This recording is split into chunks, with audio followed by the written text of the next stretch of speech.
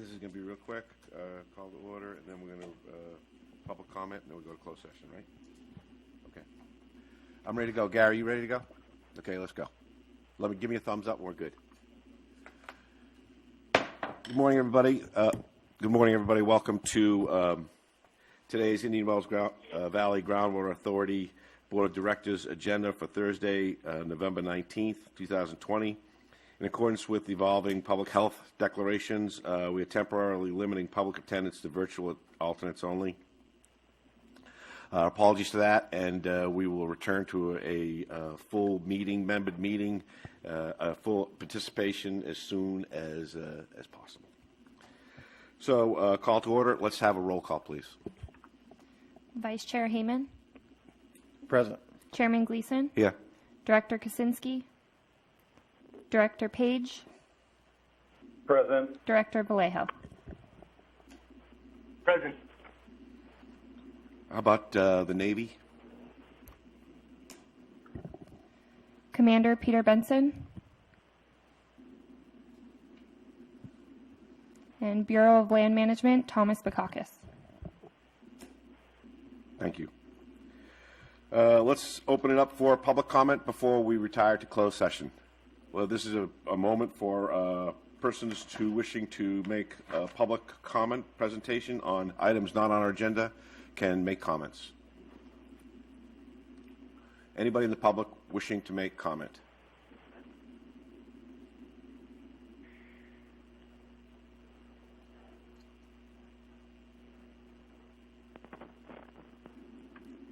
Okay, I've got the no signal from Gary. That's official. A public comment period is closed. We'll now retire to closed session. Okay, wait, we got a call.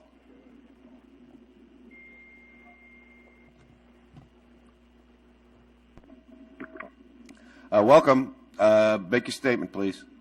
Yeah, this is Renee West-Lusk. I'm just asking a question about procedure. Without a representative from the Water District, does that impact voting on agenda items? Go for it. At this stage, Renee, no, because we're going into closed session, which we don't anticipate any voting to be done in closed session at this stage. If Ron shows up later, we'll address that when Ron does or does not show up. Okay. All right. Thank you, Renee. Thank you. Okay, that closes public comments, and we're going to retire to closed session.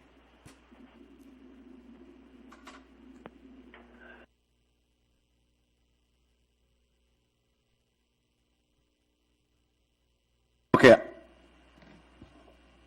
Call to order. Let's bring the Thursday, November 19th, 2020 open session of the Indian Wells Valley Groundwater Authority into session.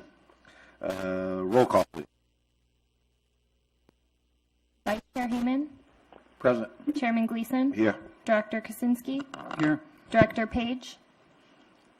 Present. Director Vallejo. Present.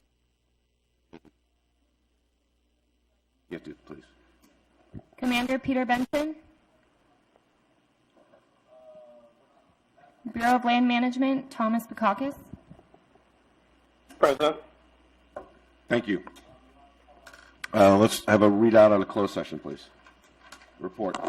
The board met on items, well, we'll say we don't have them listed as items, really. We will say item conference with litigation, conference with legal counsel, initiation of litigation, conference with legal counsel on existing litigation, both cases. Board met, nothing to report. Thank you, Council. Brings us to a public comment, or brings us to a pledge of allegiance. So if everybody would please stand, rise, we'll pledge of allegiance, remain standing for a moment of prayer, silence, and meditation. Scott, would you lead us in a pledge, please?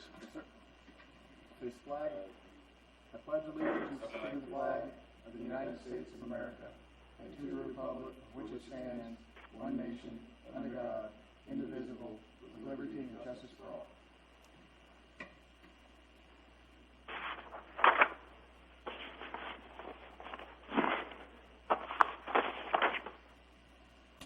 Thank you. We did the roll call, we did the report, closed session, pledge of allegiance. Let's open up for the public. This is time for reserved for the public to address members of the board about matters not on the agenda. No action will be taken on non-agenda items unless authorized by law. Comments are limited to 3 minutes per person. I believe we already have a call.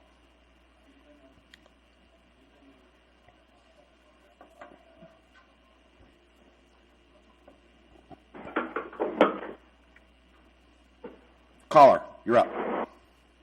Yes, this is Joshua Nugent from Mojave Pistachios. Can Hi, you hear Josh. me? Thanks. So I was just calling to give a brief summary of a letter that we sent to the board today. So Mojave Pistachios is respectfully requesting that IWV GSA postpone the effective date for imposing and collecting its extraction and replenishment fees until the DWR has approved the GSP for the Indian Wells Valley. We base this on the following facts. The IWV GSA has not identified a single undesirable result under Water Code Section 10721 that will occur within the next 24 months by the continued rate of groundwater extraction. The combined extraction and replenishment fees are the highest ever levied in the production of groundwater in the history of California. Existing users and going concerns will not be able to pay these fees and avoid bankruptcy.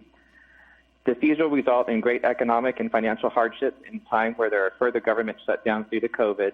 And finally, the collection of the fees will not support the acquisition of supplemental water because the GSP is subject to regulatory approval and 2 lawsuits challenging its legitimacy.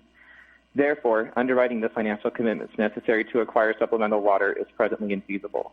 So we're asking that the GA add this request to the agenda for the upcoming December 2020 board meeting. Thank you. Thank you, Josh.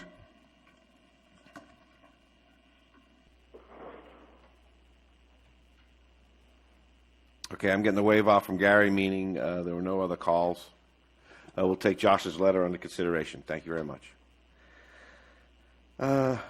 Move on to item number 6, the consent agenda. Chair, I'd like to have item D pulled for a moment so we can discuss it before we vote on it. Very good. D will be pulled. The agenda items A, B, and C are approved the minutes of the special board meeting October 2, approved minutes of board meeting October 15, and approved minutes of special board meeting October 29. Open to the public for comments and consideration regarding consent agenda.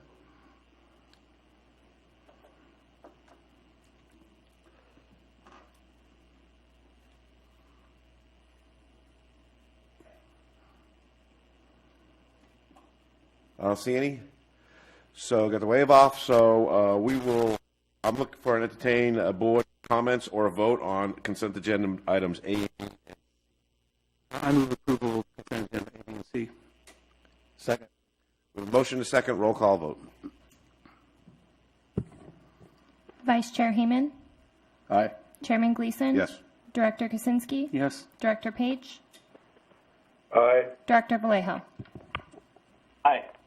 Great. Outstanding. Let's bring it back for approve expenditures for item D. Mr. Kaczynski. Yes, I know for at least the last 2 meetings, if not 3, I've requested that these expenditures be indicating which pot of money they're coming from, whether it be the pumping fee, replenishment fee, or other. And I still don't see that. I guess we're supposed to glean from this where they belong, and I'm having a real problem with that because I don't know why we can't identify those. I would assume that RWG law, I think, is in the pumping fee. I've seen it there before. How much of Stetson's work goes one or the other, I don't know. Brown Armstrong is the auditor, which presently I believe is under the pumping fee. I think it was itemized in there. But again, I don't know that. And that's is there a way for it to tell us that now, or is it something that we don't know? That's all I'm asking. I'd offer that to the general manager for a solution.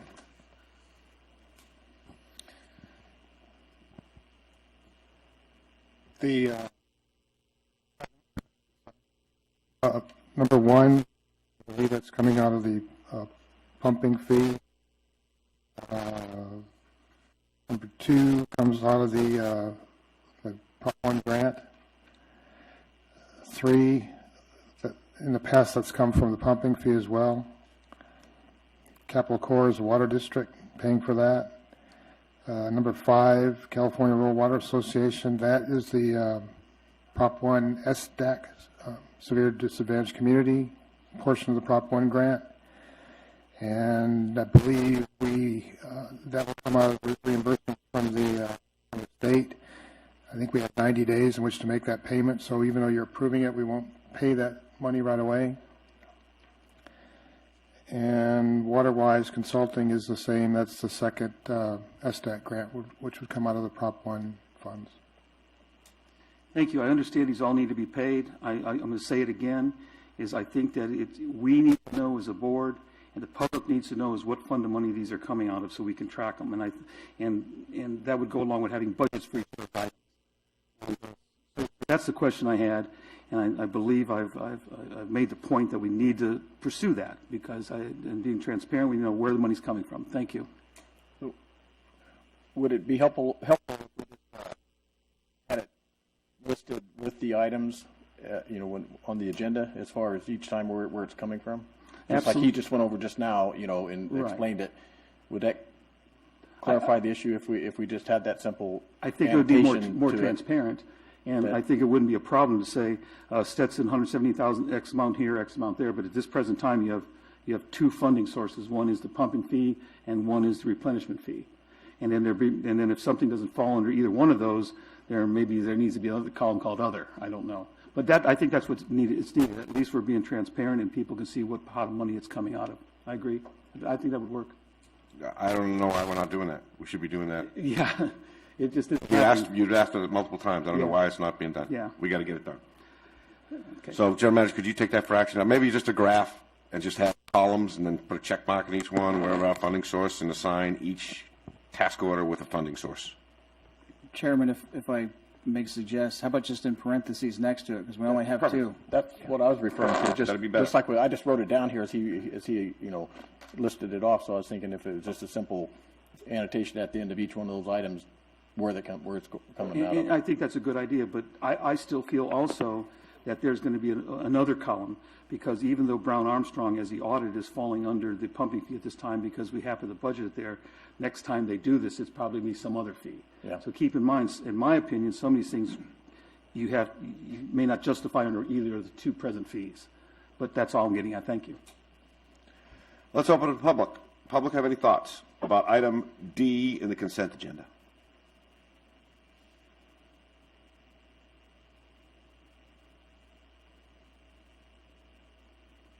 Seeing none, bring it back to the board for approval on item D consent agenda.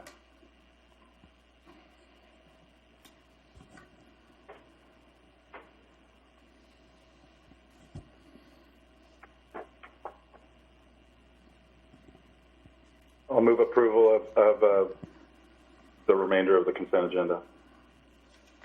Second? Second. Roll call vote.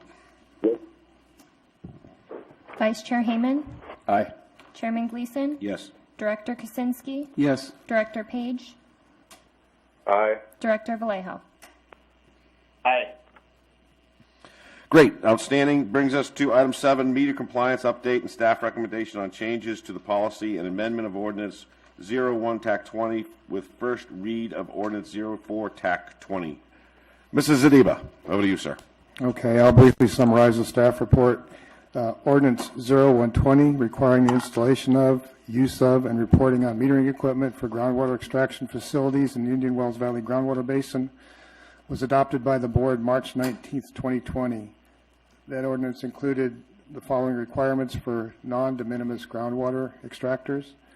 In Article 2, there was a requirement for installation of meters and an hour meter on each and every one of their extraction wells.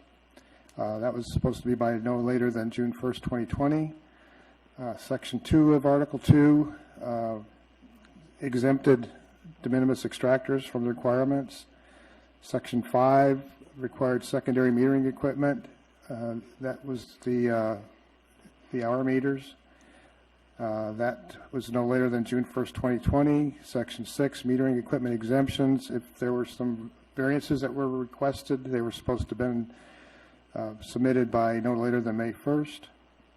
Article 3 required meter testing, and the meter testing was to have been submitted by August 1st of 2020 and every 2 years thereafter. And essentially, we received a letter dated September 22nd, 2020 was mailed to all registered non-de minimis groundwater extractors that had not complied with the requirements of this ordinance. And as of that date, as of date of the letter, in response to the letter, staff did receive some inquiries from non-de minimis extractors pumping relatively small amounts of water with questions and concerns about compliance, including the ability to pay the cost of purchasing, installing, and testing the new metering and recording equipment.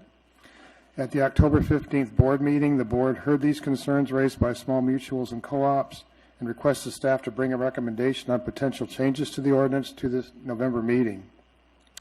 In consideration of the request from the authority board for a recommendation to accommodate the comments received from the small mutuals and co-ops regarding compliance to meter ordinance 0120, staff is recommending an Article 8 be added to the ordinance.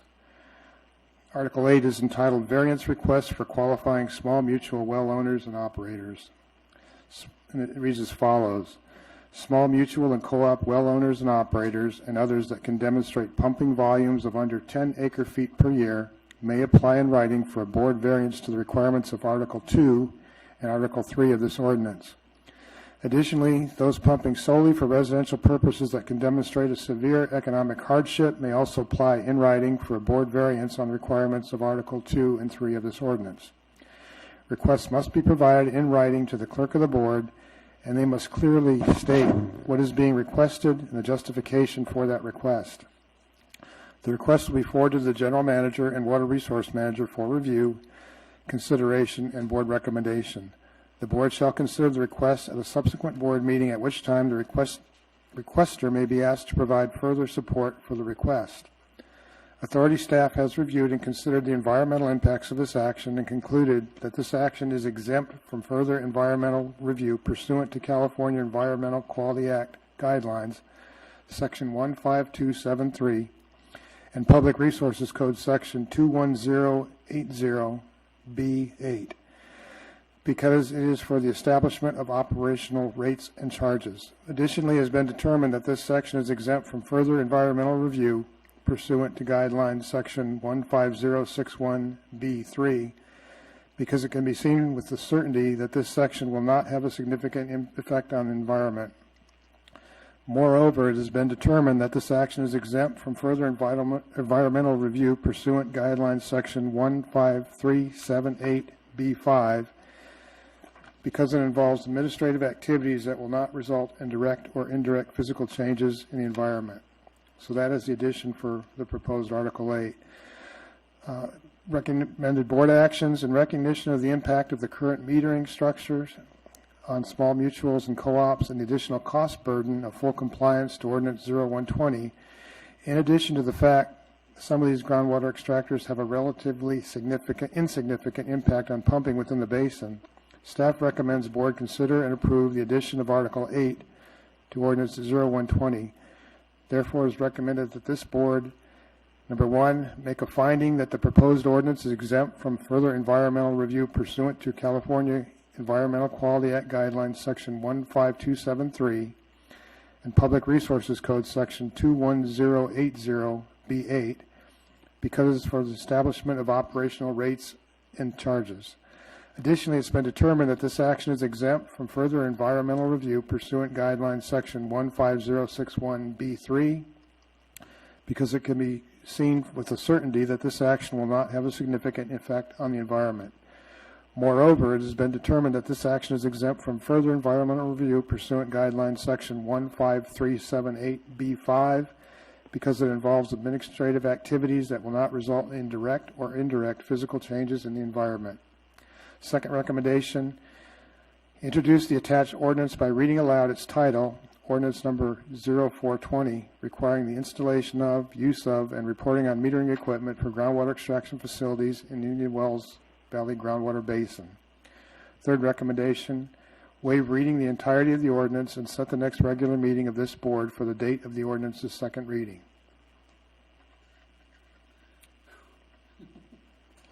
Are you done? If you wish. Thank you, Mrs. Zadiba. Let's open it up for public for comment and your thoughts.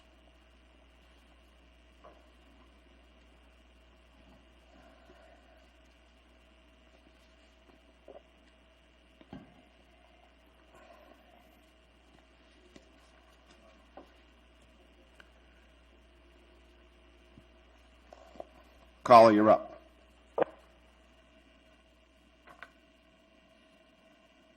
Caller, you're up. Yes, good morning. This is Elizabeth Esposito of Brownstein Hyatt Farber Schreck on behalf of Mojave Pistachios. Hi, Elizabeth. Morning. I'm just calling in today to request clarification that the board has received Mojave Pistachios November 9th request for a variance from certain requirements of Ordinance 120 and Resolution 220, and that the board and staff will be acting on that request. We submitted this variance request earlier in the month pursuant to the oral responses by staff and members of the board to our October 15th comment letter that requested specific amendments to Ordinance 120 and asked for and appreciate your prompt attention to our variance request. Thank you. Thank you, Elizabeth. Mr. Hall. Yes, we did. Receiving it on the 9th, as she is saying, which I assume is when we actually received it, is only really 3-4 days before we start really finalizing the agenda. So there just wasn't enough time to get it on this agenda, presumably. So we read it, and we're taking action. We got it. It should be lined up for December. Okay, outstanding. Thank you. Next caller. No other callers, so we'll close the public hearing and bring it back to the board for consideration. Oh, we got a caller, so let's give this caller a chance.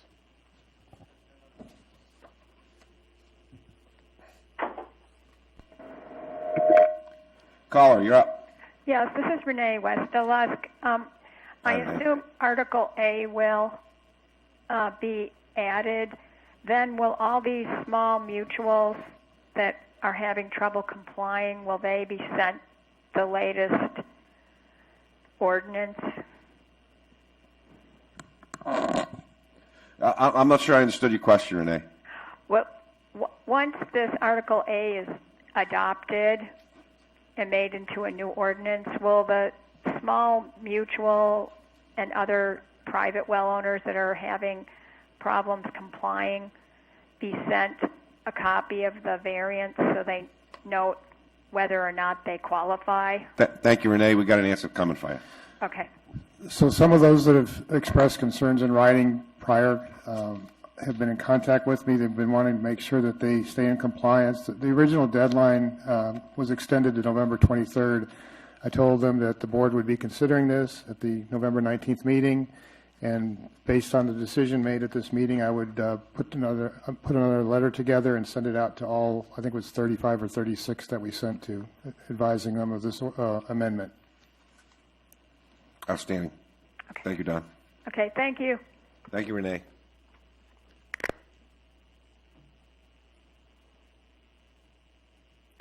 No further callers, so let's bring it back to the board. Public hearing is closed for a discussion or a vote.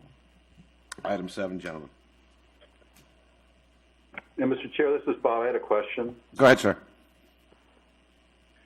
So I was wondering if, assuming we adopt this and allow for variances, what are the basic rules for a variance hearing? I mean, what's the parameters, the types of things that we have discretion over and the types of things we don't, or is it really a case-by-case basis type of thing?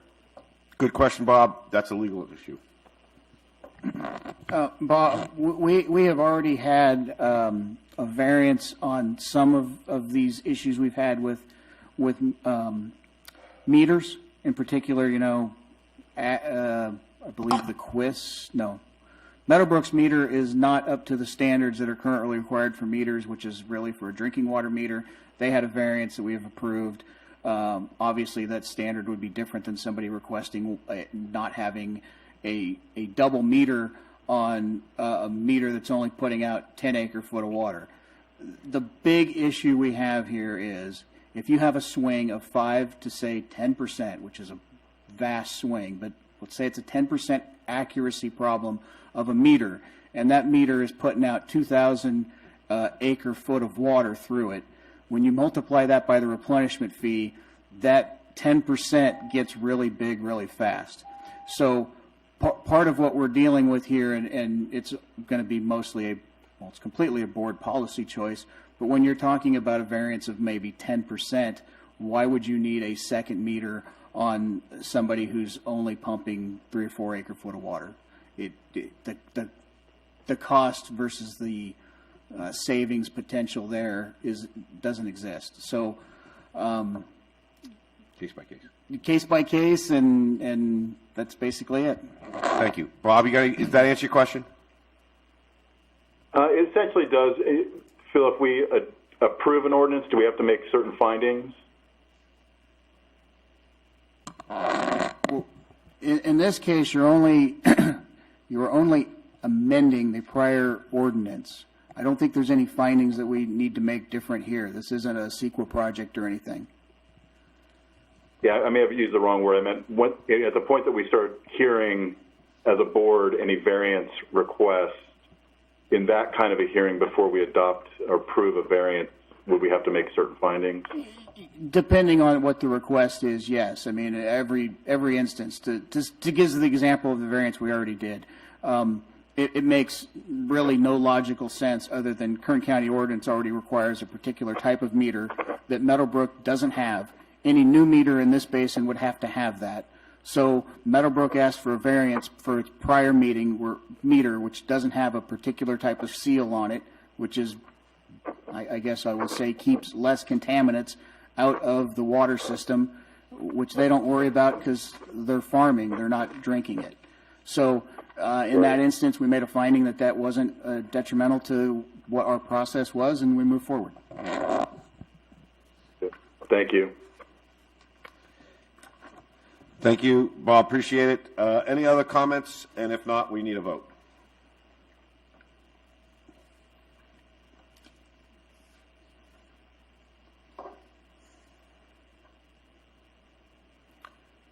I'll make a motion to approve ordinance number 04-20, requiring the installation of, use of, and reporting on metering equipment for groundwater extraction facilities in the Indian Wells Valley groundwater basin. We have a motion. Need a second?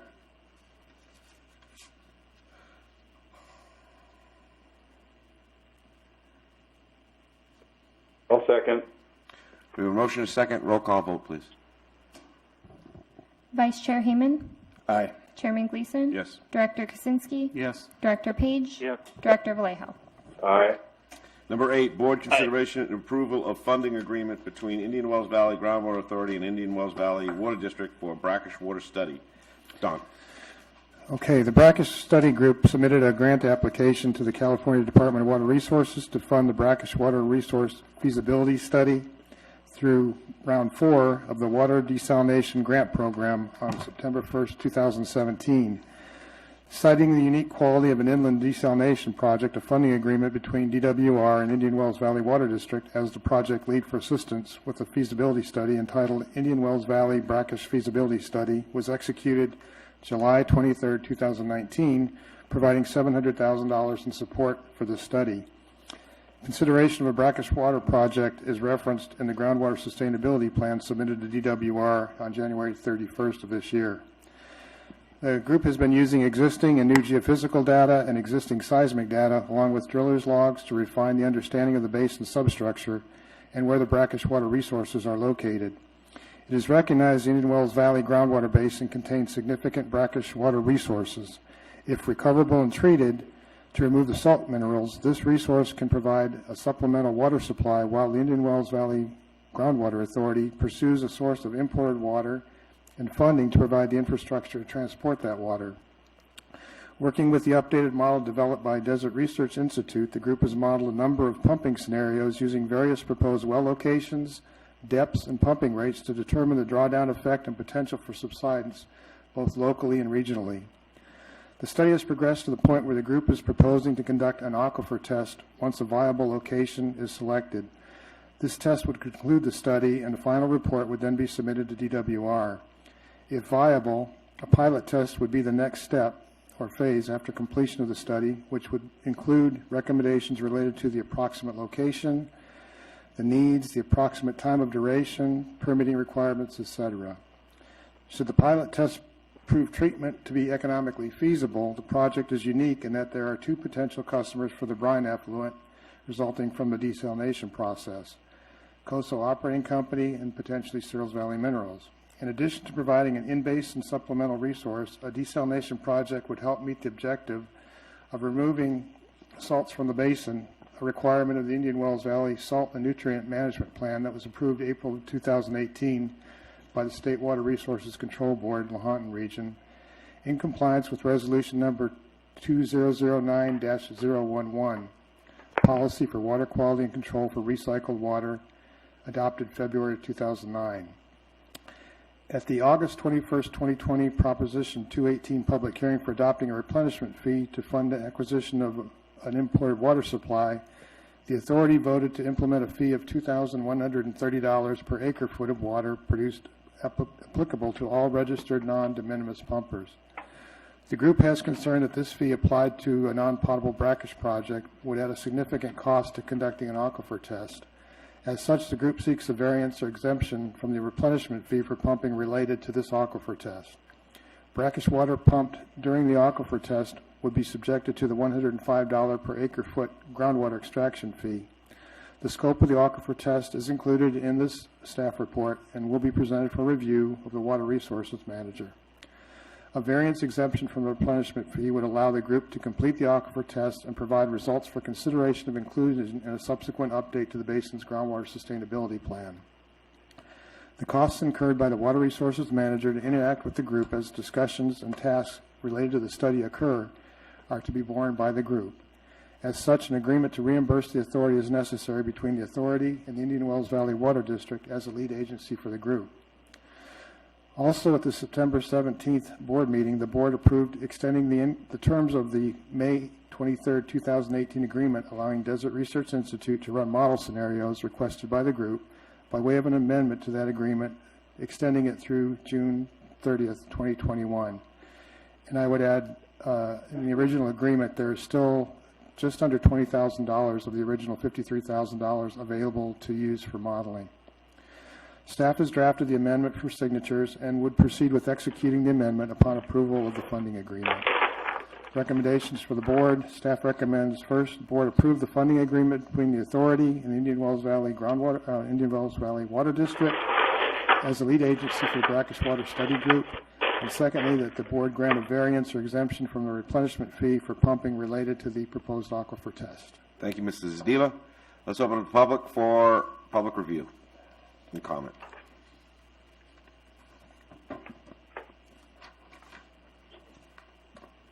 Public comment on item number 8.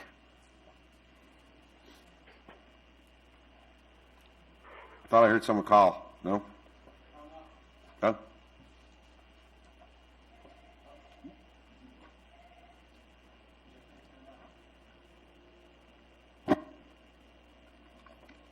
Caller, you're up.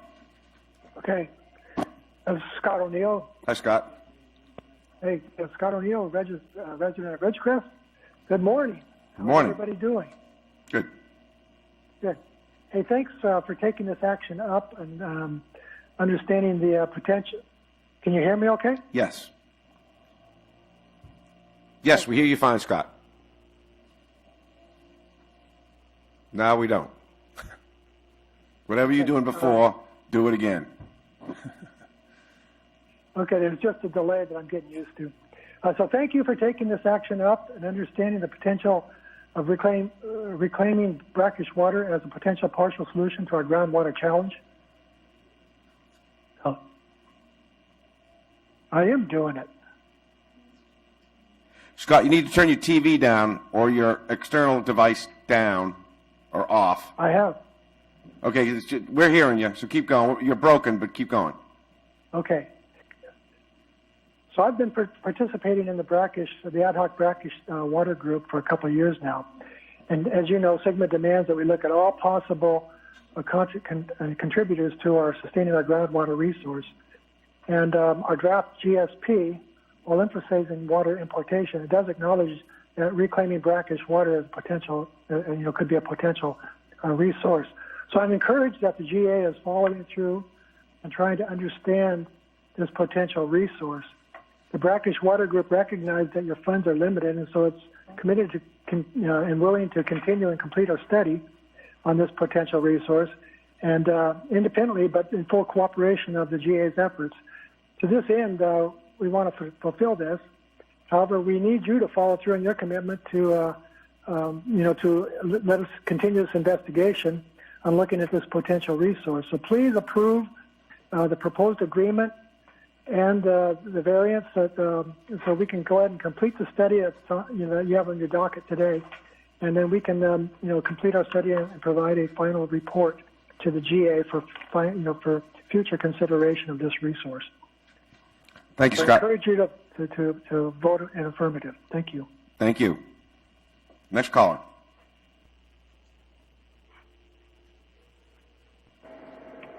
Okay, caller, you're up. Yes, this is Renee West-Lusk again. Hi, Renee. Hi.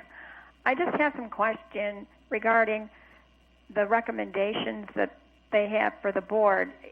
By approving the funding agreement, you're approving to pay for the testing, the final test to complete the study, and then also to continue the pilot program? Is that what is actually being Don, over to you. authorized here? Thank you, Renee. Don, over to you. Okay. If I'm understanding, is the question whether the variance for the fee would apply to a subsequent project after the aquifer test? No. Yeah. No, it wouldn't. It's specifically for the aquifer test. And it doesn't go beyond the pilot and pay for the pilot program or whatever that they mentioned earlier? Not at this point, because there isn't a pilot. If there is a pilot and there's a desire to bring this request to the board again, then they would do so. Okay, so that would take a separate approval. Yeah. Okay. Chairman, Okay. if I may. Yes, Mr. Hall. I'm sorry, you done? Yes, Mr. Hall. Renee, if I'm understanding some of your question here, you're asking what is the GA spending money on today, and the GA is not spending any money today. The GA is going to be reimbursed for Stetson's work in assisting and facilitating the brackish group's, how shall we say, is facilitating their work as related to what this GA is. There's sort of a little bit of a mutual deal going on here. They need to get some work out of Steve for their study, and they are reimbursing Steve for that work through us so that nobody is paying for the brackish group through the GA. It's a complete reimbursement washover. There's a second component to this, which is because their test is going to happen after the replenishment fee will be in effect, should they be paying that replenishment fee. And their test is not enough water to really matter in the greater sense. They are not buying import water or needing import water or import infrastructure for this one test. So while there is some water that will be coming out of the basin and we'll figure out some way to use that beneficially, it is not a vast amount of water. It's somewhere between 4 and 10 acre foot total. 3 and something. Yeah. The estimate is somewhere around 3 to 14, but it's likely in between. And again, we won't know for sure until we actually do conduct the test. But I would say it's going to be probably in the middle of that, between 3 and 14. So that small acre foot is not even a 1% point of the entire basin safe yield. So that's what's being requested and approved today. Thank you very much. I agree. For the knowledge gained, it's a trivial cost, and it's not trivial. It's well worth the cost. Scott, you have a thought? Yes, I think if I'm reading in her question, the part about the pilot test in the third paragraph, it says the test would conclude the study, and the final report would then be submitted to DWR. If viable, a pilot test would be the next step phase after completion of the study, which will include recommendations related to the approximate location, needs, approximate time, duration, permitting requirements, et cetera. So at the conclusion of the test, and it says if viable, a pilot test would be the next step or phase. Is that a continuum then? If the test is viable, then this moves forward, or is that a separate? That would require a separate application for grant funding and be subject to approval from and DWR. further decision-making on that next step. Yes. I think that is what she was referring to. So, okay. Does that answer your question, Renee? Yes, it does. Okay. Thank you. I had a Thank you question very about that, much. too. That's why I was glad you brought it up, so thanks. Chairman, Thank you for the clarification. Thank you. Chairman, if I may add, a month or two ago, the brackish was actually asking for waiver of replenishment fee on all brackish water used if they had a project going forward. That's not the request today, and that would be something that would have to be looked at far in the future after a brackish project is finalized. Thank you very much. Next caller.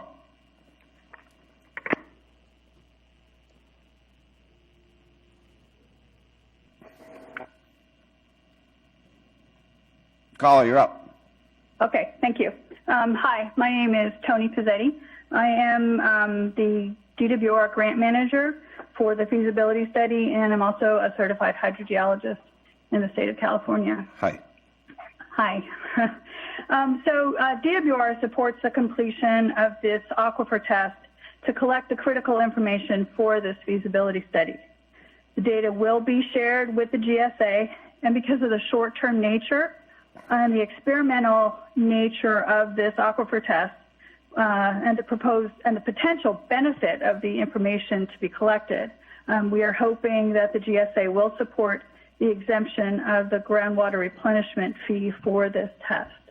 As you say, I couldn't really hear some of the previous discussion, but this is only for the aquifer test and would not cover a pilot test that would be under a separate project. What did you say your name was?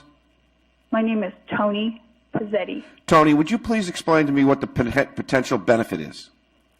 Yes. So there's quite a bit of brackish groundwater desalination in the state of California. And so if brackish water is able to be extracted safely from the basin, it can be desalinated and beneficially used and potentially help the overall groundwater budget in the valley. And so looking at that potential benefit, what the water quality is, what the what would have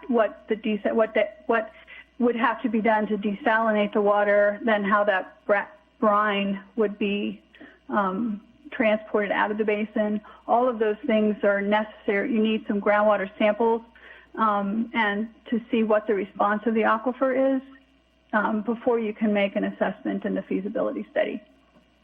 Well, thank you, Tony, for weighing in on that. Appreciate DWR's perspective. Next caller. Thank you.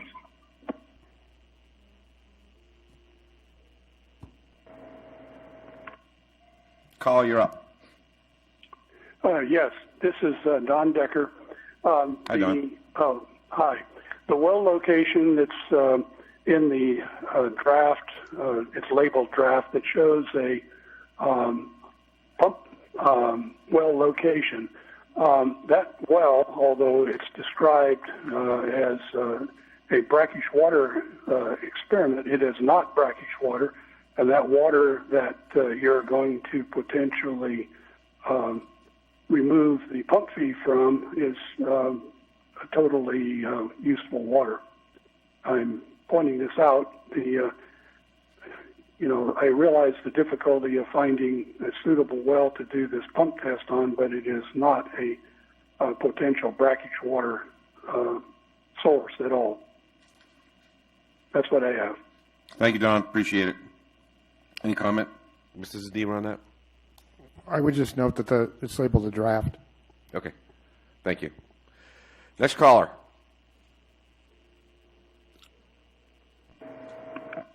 Caller, you're up.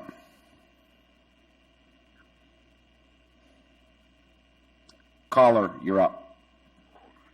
Hello. Hello. This is Mallory Boyd calling. Can you hear me? Can hear you, Mal. Hey, I wanted a little clarification brought to the community regarding the users of the, I think you said the byproduct of this pilot plant, or I'm sorry, of the brackish water project. If it's successful, it sounded like Cerro Coso and both Cerros might be interested. I think you said the byproduct, which would be, I guess, the brine. Like clarification on that. And also, while I'm supportive of this, I don't want to come across negative. I'm curious about if this pilot program is successful, how will the DWR view the brackish water supply in the Indian Wells Valley as it applies to our 7650 annual recharge? Will this be viewed as, for example, would this be viewed as new water, or would pumping of brackish also be counted the same way as pumping of regular water or potable water from the basin? Perhaps Stetson can provide some clarification on that for me. Thank you. Thank you. I'm not sure we're prepared to do that. We don't have the person here from DWR or Don or this test that would be capable of telling what the opportunities for use of the brine is. And we're not that far along. Is that correct? No, but when the group first conceived of the project, I mean, there was interest expressed both by COSO and Searles. Granted, no formal commitment, but just saying that in theory they could be recipients of that brine effluent from the process. Thank you. I think Steve Johnson, are you here? Yes, sir, I am. Steve, I'd like to hear your comments about Mallory's question as to whether the viability of replacing, whether pumping brackish water, it would be considered by DWR as pumping new water and help us solve the problem in a general sense in that way. Do you have any thoughts on that? Sure, Don. Don. Sure, Supervisor Glee. Please, I'll answer that question. As of right now, we have used the model in support of and supporting the brackish water group to look at well locations for brackish water projects. The model as it is run now and as it's gone through the TAC, the model that we have used, the DRR model is being used by the GA, shows that the brackish water is connected to the freshwater source, and therefore, as we know it today, it would be part of the 7650. But I want to qualify that part of the purpose, at my understanding, we haven't looked at the aquifer performance test yet. That's part of what's being approved, is us to review it and provide comment on that. But my understanding is part of the aquifer performance test is looking for evidence of the existence of aquifer communication between where the brackish water is and where the fresh water is, or the lack of communication between those two sources. So part of the purpose of the aquifer performance test is to help determine and answer that specific question. In addition to that, the brackish water group has raised, and I think everyone's aware, they've raised some questions about the DRI model construction and whether or not it appropriately and accurately represents some of the aquifer structure, the geology down deep into the aquifer, and whether or not there are some clay lenses or other faults or other separation between different sources of water. And so that information, the aquifer performance test, may be used to relook at the model. And we are representing the authority. We are working with the DRI and the Navy on a configuration management plan for that model that allows us to work with a technical work group that hasn't been established yet, but will certainly include essentially all the people who are part of the modeling group that we had as part of the technical advisory committee, that if we do have an opportunity or feel like there is sufficient information to look at modifying or taking a look at the model construction, we would do that through a model configuration management group that would include all the technical folks. So that's going to be long term. That's going to take probably a year to get to. They're trying to do the aquifer performance test now in order to gather information, additional hydrogeologic information for the basin to give us a better understanding of how the basin works and possibly information about communication between brackish water and fresh water. I hope that answers. Steve, that does a great job. What I heard you say is we don't have a definite answer yet, but the advantage of the reason for taking advantage of this opportunity is to expand our knowledge of our basin and to open the door to possibilities that we don't see just yet, but that may become open in the downstream. And bottom line is this adds to our knowledge of our basin, and I think it's a good deal personally. Thank you very much. And whoever asked that question, I forgot who asked that question, but who? Mallory. Mal, thanks.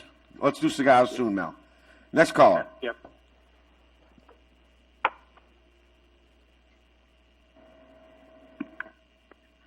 Caller, you're up. Okay. This is Chris Ellis, and I could probably answer a COSO question. Caller, please state your name. My name is Chris Ellis, Thanks, Chris. and although I'm calling as a private citizen, I am on the brackish committee. And just want to follow up on Mr. Johnson's comment that what we are looking to do is establish information which may or may not allow us to move forward with additional testing. But in our mind, this testing is necessary, and it should be, and it will be completely turned over to the GA for evaluation and utilization to expand and improve the data set that you've got. So hoping you guys will consider that. Thanks, Chris. Next caller. I think we're out. Okay, we're done. We'll close the public hearing, bring it back to the board for comment and consideration. Any thoughts? Hey, Mick, this is John Vallejo. Yes, sir. I appreciate the questions asked some of the callers. I had some of the same questions, and so I'm generally supportive of this request. Well, one, the funding agreement seems to be a pretty simple, straightforward issue. The waiver of the fee for the import fee for the water that they will pump as part of this test, I had the questions that you had about that. And based on the fact that we've heard an articulated reason why this information will be of benefit to the public generally, and based on really a de minimis amount at issue, I'm supportive of waiving this fee as well in this instance. But I do want to make sure that we don't, or the public doesn't get a sense that we're going to be waiving fees in general for pumping issues unless and until there's a real good reason we can see that it's not a gift of public funds and it's not going to have a huge impact on the rest of the fee payers in the basin. Thanks, John. Any other board members? I'll weigh in. I think this is a. Did I close the public hearing already? Phew, I'm getting old. I think the risk reward here is tremendous. I think small cost, large benefit, more understanding of the aquifer. I'm in support of it, and that's the way I'm going to be voting. And I agree. I support both the recommendation from the staff to continue with the funding, with the understanding that the Brackish Water Group is paying for it. It's just funneling through the GA. And secondly, the variance for the replenishment fee. It's a small amount to give up in order to gain a great amount of information. Thank you, Mr. Kaczynski. Is that a motion? Yeah, I'll make a motion. I noticed that on the agenda, it just mentions the funding agreement. So I'll make a motion to approve the funding agreement. And can I do this together, Phil? Can I make this in one motion, the funding agreement and the variance, or do you want them separate? It's up to you.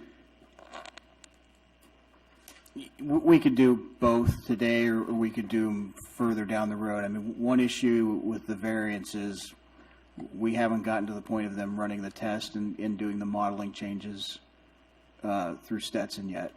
I mean, Stetson still has to agree to whatever changes they're asking for. So it doesn't matter. I mean, the amount of test is so minor. Yeah, I just as soon do this now, because then the team can continue pursuing it. It looks like we have support from Stetson on this, and so I'll make it in one motion. Motion to approve the funding agreement between the authority and Indian Wells Valley Water District. Indian Wells Valley Water District as lead agency for the Brackish Water Group, and the board grant the variance exemption for the replenishment for pumping related to the aquifer test only. Thank you, sir. Second. We have a motion and a second. Let's roll call vote, please. Vice Chair Heyman? Aye. Chairman Gleason? Yes. Director Kaczynski? Yes. Director Page? Aye. Director Vallejo? Aye.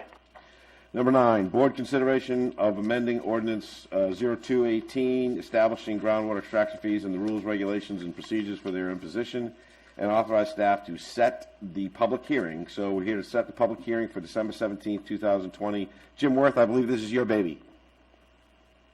Yes, good morning or afternoon, everybody. Good morning, Jim. I'll be relatively quick about this. The board will recall back in July of 2018 that it adopted the initial groundwater extraction fee of $30 to fund the development of the GSP. After a couple years, it was apparent that the $30 fee was not going to be sufficient, or it would just take too long to pay off all of the GSP development costs. That was primarily due to two reasons. The first being that the estimated pumping was virtually half of what we thought. Instead of raising the approximately $1.5 million in the 2 years, we only raised around $750,000. The other reason was, as we were developing the GSP, additional tasks were identified that were needed to complete development of the GSP. Those also came at costs that were not included within the initial groundwater extraction fee. Earlier this year, staff was directed to go ahead and prepare a revised groundwater extraction fee to address both of the issues I've just discussed. As a result of that, the board adopted Ordinance number 02-20, which amended Ordinance 218, establishing the groundwater extraction fee and the rules, regulations, and procedures for their imposition. As a result of Ordinance number 220, the fee was increased from $30 to $105, which was estimated to pay all of the costs off within a approximately 18-month period, I believe. And the fee of $105 became effective September of this year, 2020. As I think most people are aware of, there have been a couple of lawsuits filed against the Groundwater Authority challenging pretty much every action that was taken from adoption of the GSP to the fees and implementation actions.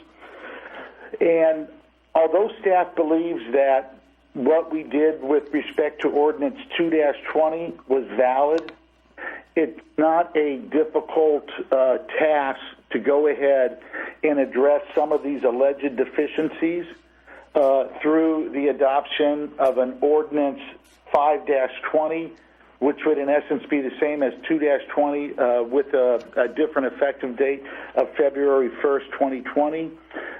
Ordinance 5-05-20 will include additional information in the data package, trying to address some of the concerns that have been raised in the two lawsuits. And if the board is agreeable to staff going in that direction and preparing another ordinance and amending the Ordinance 2-18, what staff is looking for is authorize staff to set the public meeting on Ordinance 05-20 for December 17th, 2020, which is the December board meeting, and authorize staff to make available to the public the data upon which this proposed fee and ordinance is going to be based no later than 20 days prior to that December 17th public meeting.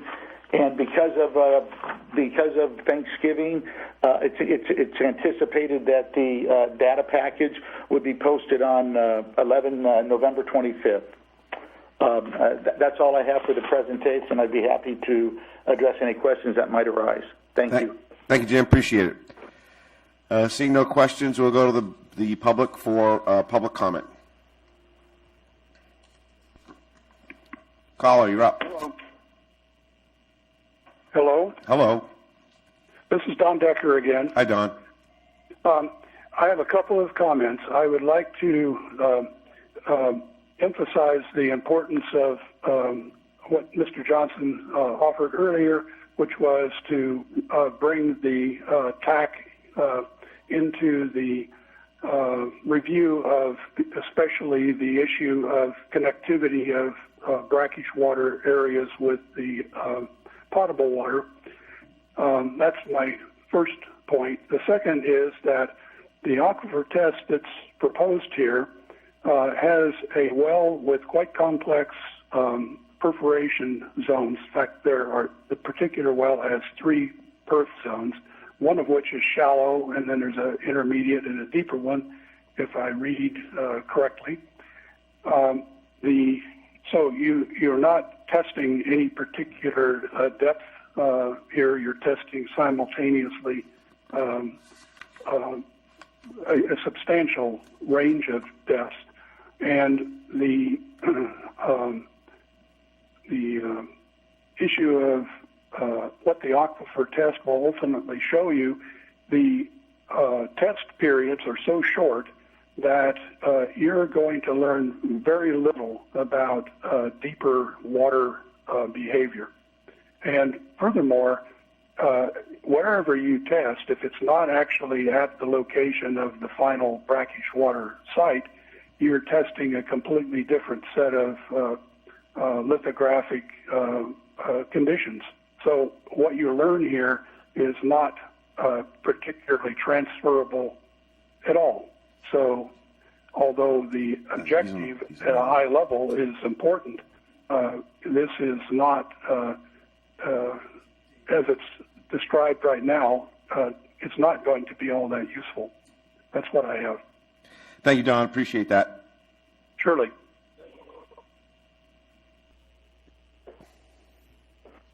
Next Mr. caller. Chairman, this is Steve. Just a quick response and to assure Don Decker that we have not looked at the aquifer performance test proposed yet at all, but that we absolutely would intend to include technical folks, the TAC, in that review to make sure everybody's on the same page. So we haven't. Thanks, Steve. Okay, caller, you're up. Yes, good afternoon. This is Elizabeth Esposito, again on behalf of Mojave Pistachios. Hi, good afternoon. This comment is on agenda item 9 on the replenishment fee. Yes, ma'am. Yes. Thank you. So as the board's aware, we believe and have previously asserted in our prior comments that the adoption of ordinance number 220 adopting the increased extraction fee suffered from both procedural and substantive flaws that were mentioned today and in the staff report. And we asked the board to address each of our previous comments that were submitted in June and July of 2020. At this time, it's not clear to us from the materials supporting agenda item 9 whether and how the board will address our prior comments, but we look forward to reviewing the revised data package and reserve the right to submit additional comments once that further information becomes available. Last, we request a refund of the excess extraction fees that were paid by Mojave Pistachios from the September 1st, 2020 effective date of Ordinance 220 to the present, and we've set forth documentation of that amount in our comment letter that we submitted this morning. So thank you for your consideration. Thank you, Elizabeth. Appreciate it.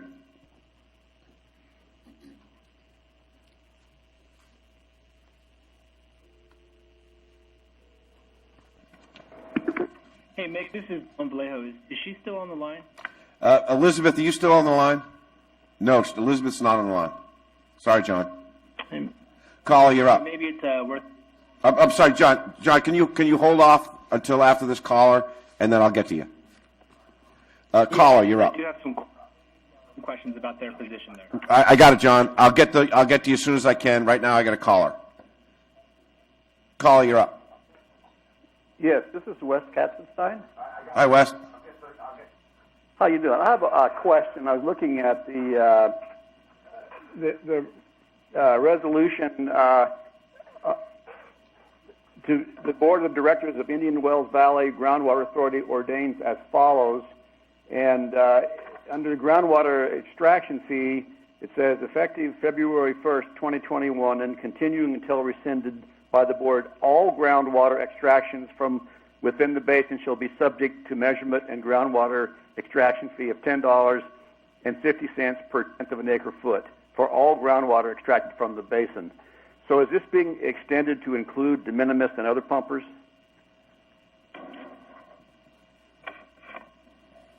I'll turn that over to Jim because I'm not sure where you're quoting from, and it's Jim's items. Jim Worth. No, it is not intended to change any of the terms of the ordinance. All we're doing with this ordinance, we are only amending one provision from Ordinance 02-18, which imposed the fee itself. The only change that this has is it makes the effective date February 1st, 2021, which is assuming that the board adopts this Ordinance 520, and the fee is goes from $30 to $105. The exemptions that are listed in Ordinance 02-18 would remain unchanged through adoption of this ordinance. Thank you, Jim. Okay, my point only was that the language states that all groundwater extractions. It doesn't limit that to the previous groundwater extraction. So you may want to reconsider the language that you're using under the draft ordinance.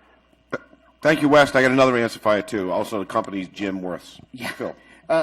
Wes, this is sort of a way you read the ordinance response. You'll notice we just did one ordinance where what we've done is we're amending the entire ordinance just so it was easier and more clear and in one document. That was done on the metering ordinance previously. We didn't do that on this one. Jim chose this path, presumably because it was simpler. But if you read Section 3, it says Section 3 of Ordinance 02-18 is amended to read as follows.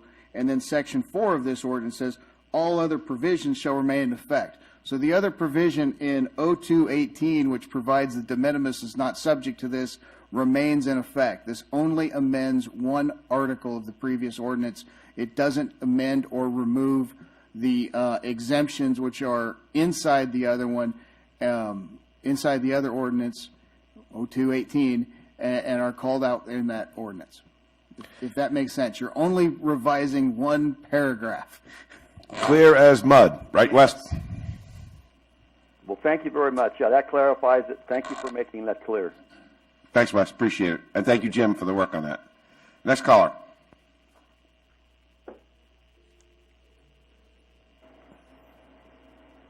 Caller, you're up.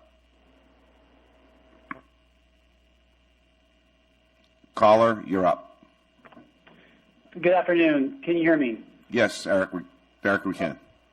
Thank you, Chairman. This is Derek Hoffman from Meadowbrook, and I apologize if some of these questions were answered a moment ago. I was not able to hear the last discussion just now, as I was kind of on hold. But I have some comments on this item today. The first is that it's not really clear from the staff report which substantive and procedural issues that the amended ordinance attempts to address or resolve. As you know, Meadowbrook made extensive comments on ordinance number 220, raising many substantive and procedural issues as well as others did. And so we hope to see and ask for clarification on what it is that this amended ordinance seeks to address and resolve. As was mentioned earlier, the only apparent change to the ordinance 218 that's being made by this ordinance, based on the information today, is a change to Section 3 that moves the effective date from September 1, 2020 to February 1, 2021. But I would ask that you confirm that ordinance number 220 is going to be rescinded. And I'd also ask that you confirm, please, that pumping occurring between September 1, 2020 to February 1, 2021 will not be subject to the $105 fee, and that the previously adopted ordinance number 218 rate of $30 per acre foot applies during that time period. And then finally, of course, Meadowbrook would just reserve its claims and regarding ordinance number 220, and we'd incorporate all of our prior comments to this amended ordinance as well, and just reserve the right to comment further as more information is released. Thank you, Derek. Jim Worth. Thank you. Jim Worth, do you have any responses? Sure, yes. Derek made similar comments that Elizabeth did, And I'm not going to go down and address all of the various allegations that are contained within the multiple lawsuits. I will say that the substantive and procedural deficiencies that we're addressing, those will be identified and discussed in the data package that will be released on Wednesday. The second comment with respect to having the $30 fee apply until February 1st. I do not believe that would be staff's recommendation. That would be basically acknowledging that ordinance number 02-20, which initially increased the fee from $30 to $105, was not valid. That is not staff's position. The reason staff is doing this is because this is a very simple and inexpensive fix that the GA can do to address any alleged deficiencies, and so it's more of a taking precautions and not acknowledging the invalidity of that. The board may wish to go ahead and refund that, but I don't believe you're going to hear from staff that that is required. Thank That's you, Jim. all I have, Mick. Thank you. Mr. Hall. Chair, let's take a step back and get up to a 30,000-foot elevation look at this. Part of what we've heard in these litigations is that the original change earlier this year was defective because after following a 20-day period, within a 20-day period, you put out the data package out 20 days before you adopt it. In that 20-day period, the water district decided to remove the $500,000 from this fee and have their $500,000 recouped from the replenishment fee. That's one of the charges. That the data package was defective because we reduced it by $500,000. As you obviously could tell, that's probably a very frivolous action to take in court, but we have that action now before us. We are moving that piece off of the table by doing this. If they really want to argue about the past 4 months over that $500,000 being removed from a data package, good luck to them, but I don't think they're going to want to do that. And what this does today is simply saves this GA arguments in front of a judge over a frivolous point. Got it. Thank you very much. Appreciate it. We got another caller, I think. No, we got no more callers. So let's go to the board for comments. Ms. Kaczynski. Jim Worth, this is Ron.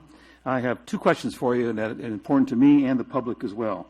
Number one is that the fee is going to stay the same. That's not going to be changed or increased, I should say. And that also the amount of money the fee was going to collect is going to remain at the, I'll call it 1.5 million and change.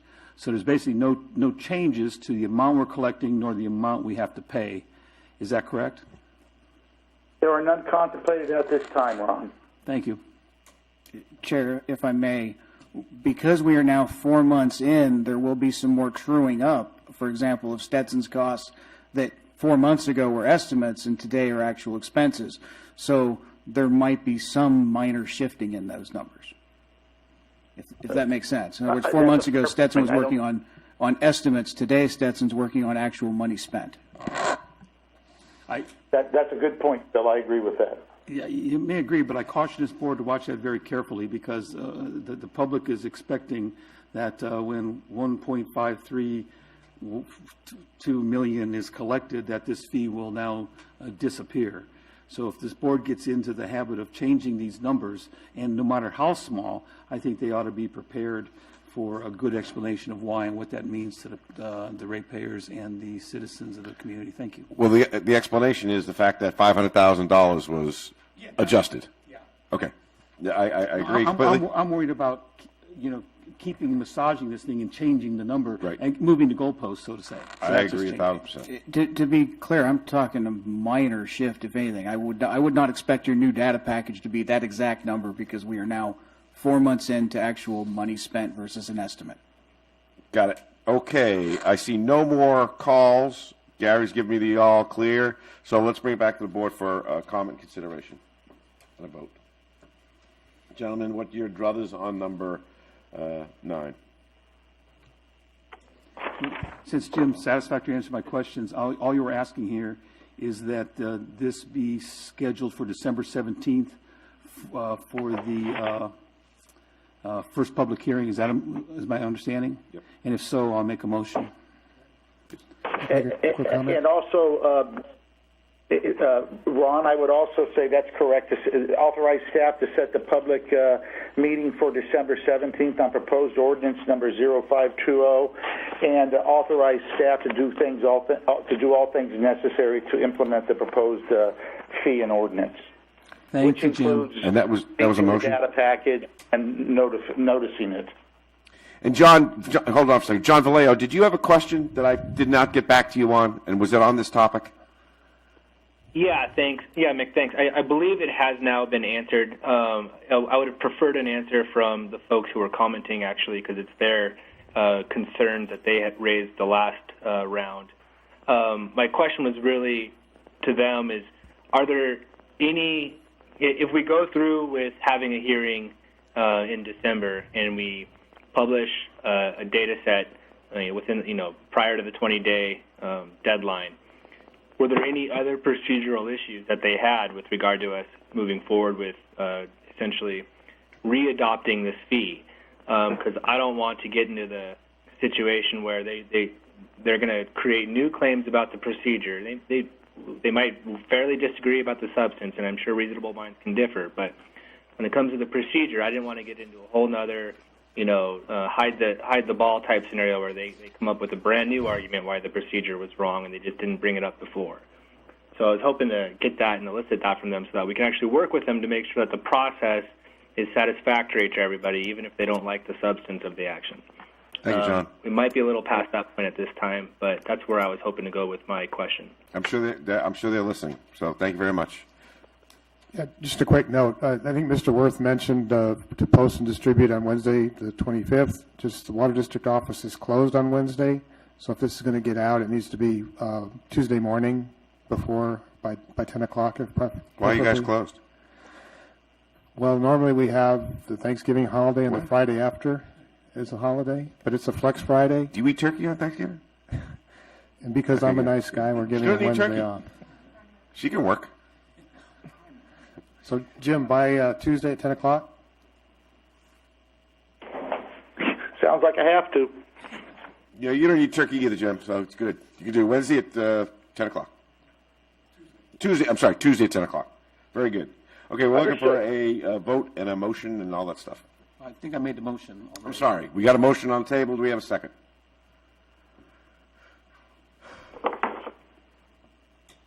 Second.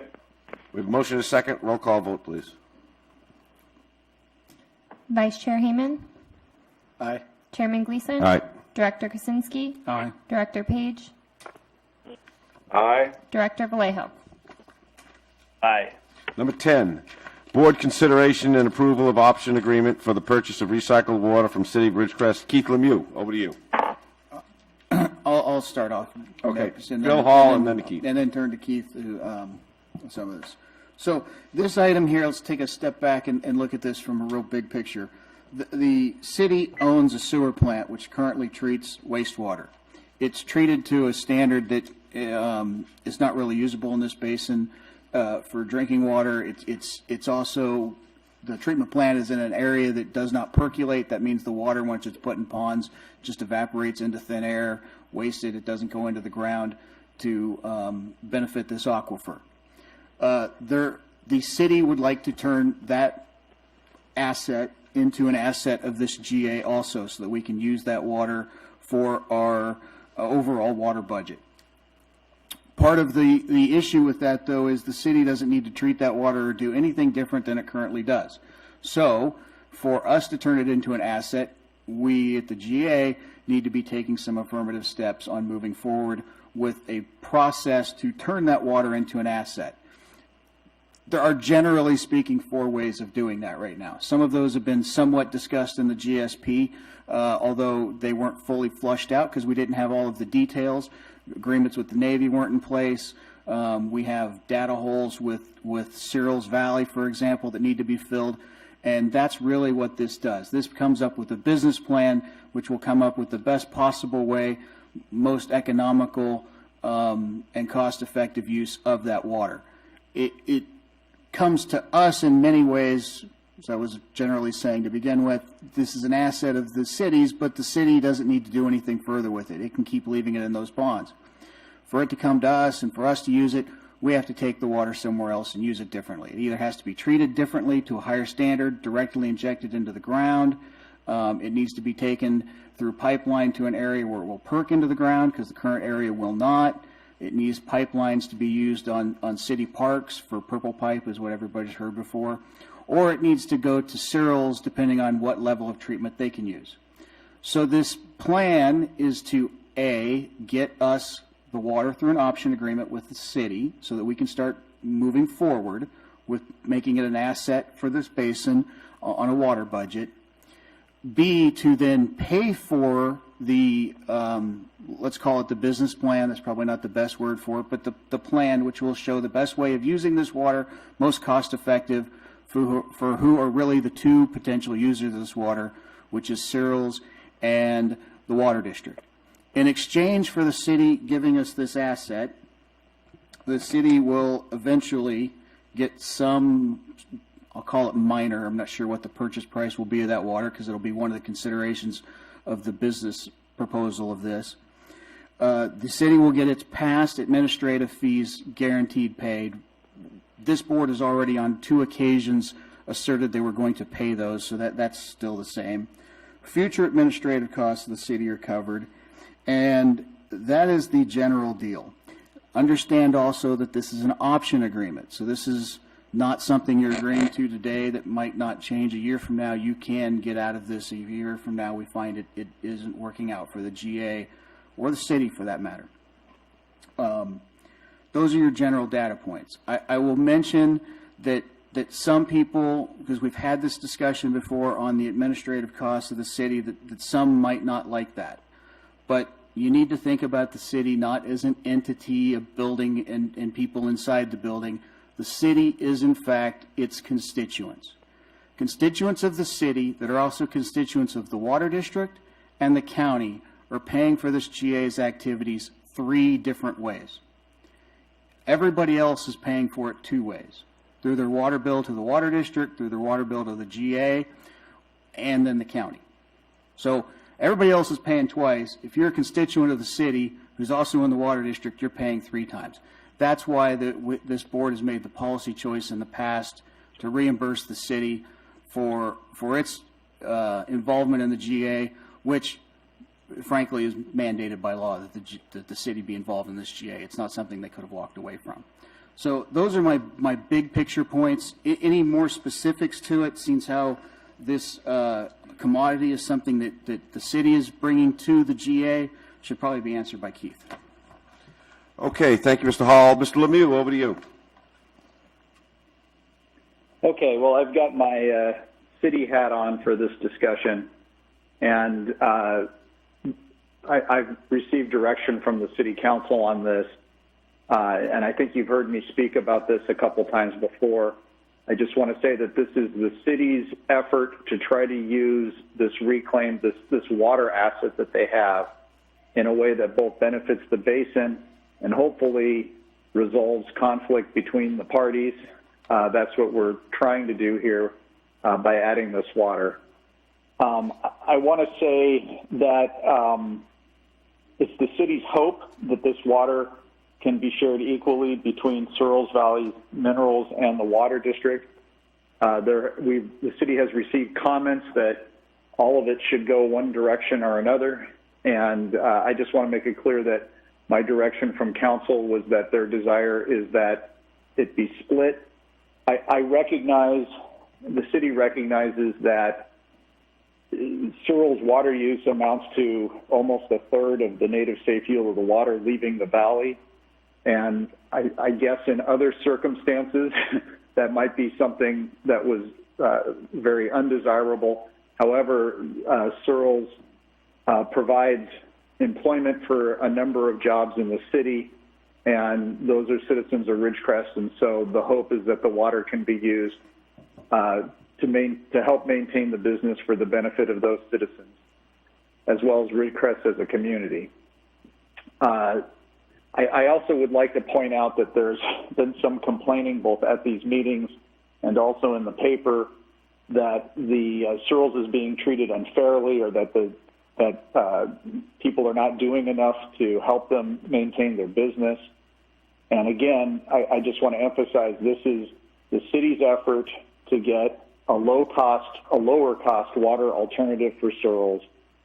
I mean, I don't think Searles or anybody would expect that Searles would not pay some share of the cost of developing new water sources given the circumstances. And so this is what we think is a reasonable low-cost alternative that should help keep the jobs in town, as well as helping to reduce water costs for the water district and the ratepayers of the water district as well. That concludes my comments, unless you have any questions.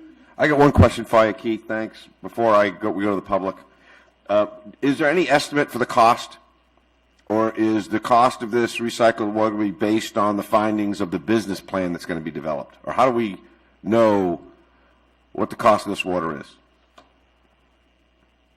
Well, we pledged in the agreement that when we price the water, it will be mindful of the fact that this project is intended to be a lower cost alternative to imported water. And so what we need to look at is the totality of the project cost. We've seen estimates, a wide range of estimates as to what this will cost. I can tell you that the city is committed to making sure that this is a lower cost alternative. But as far as what exactly, the reasonable price is, well, I guess we'll just have to cross that bridge when we get there. My other question is, does this approval of this option plan preclude the city from acting independently with their water? Well, the city is promising to make the water available upon request by the GA. That's the purpose of the option. So if we request the water, we would have to act. Right. They would have to opt out of the agreement, assuming they were at a point of opting out of the agreement that was still a viable option to opt out of the agreement, and then they could do it on their own. So we opt in. Yeah. If we opt in, this passes. Mm-hmm. That means we have say of what happens to that water. Yes. Really, what this means is we are going to be developing a business plan to make a common sense of use of that water, and it will be paid for by those that are in the next item are going to jump in and say, we want to use that water in the future. So what that means is, but my question is, if we pass this and we opt in to have a say in what happens to that water, then I want to know what the liability is to us, one, and two, does that mean that the city cannot act independently? Could you answer that question again? Because I don't think it's clear in my mind. So let's say we're a year down the path. We're $300,000 into a business plan, and the city at that point decides it has some different use for the water. At that point, if the city wanted to get out, it would be responsible for the $300,000 we've used, reimbursement back to us. It's their commodity at that point, so I don't think anybody's trying to stop them from doing that if they gave us the $300,000 back. As for liability, when you're talking about sewer, it's a messy business. But we are not responsible for any of the typical liabilities you would see from a sewer plant because they're still the city's. We're not. We are not accepting those. Now, you would ask a question about cost, and Keith was answering it as cost from the city to the GA. If that was what your question was, then I won't answer it further. If your question was more generally, what do we think the end of this business plan will look like? We have some ideas, and I can give you what right now are the 4 potential ways of using this water. Okay, so first, direct injection. You have to treat the water to a higher standard. Then you have to put direct injection wells in. That is not going to be the most cost-effective process. Operation costs there are expensive, treatment costs are expensive, and the direct injection wells, they're not cheap to run. That's the most expensive process. From there, then it becomes variables. One of those variables we don't currently know, and that is cereals. At what level can they take the water? What treatment level does it need to be? And what is their infrastructure on getting it once they get it to where their current pipelines are? In their litigation, they have said that their pipelines go from 2 to 1 back to 3. That drop into 1 is problematic because they need some fresh water for Trona. So there's a pipeline problem there that would have to be worked out. It might still work out, and that might be the cheapest approach, going directly there, but that pipeline problem has to be worked out.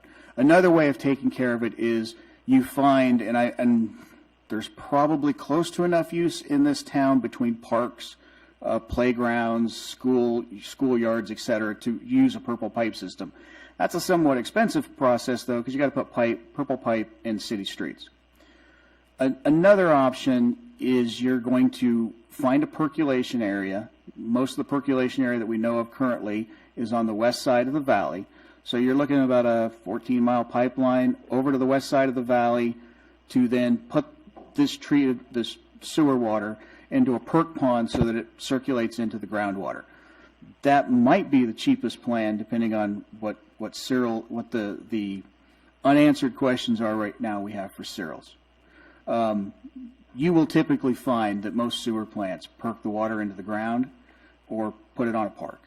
Like in Bakersfield, there's a massive soccer park for that. What those costs are, we can't really tell you right now. And another wild card factor to this is the use of this, the recycled use, it's a grant-rich environment. So the infrastructure costs, we are going to hope to be largely covered through grants, which will affect everything, which is why we want to do a business plan, basically. I mean, that's really what this is about, is spending the next year and a half to do a business plan to find out the most cost-effective way of using the water. Thank you. Okay. We were up for the public. Did you want to ask your question before or after the public? Well, I thought what I'd do is hopefully address some things that Mr. Hall said, technically speaking, because I believe that there's things that need to be understood.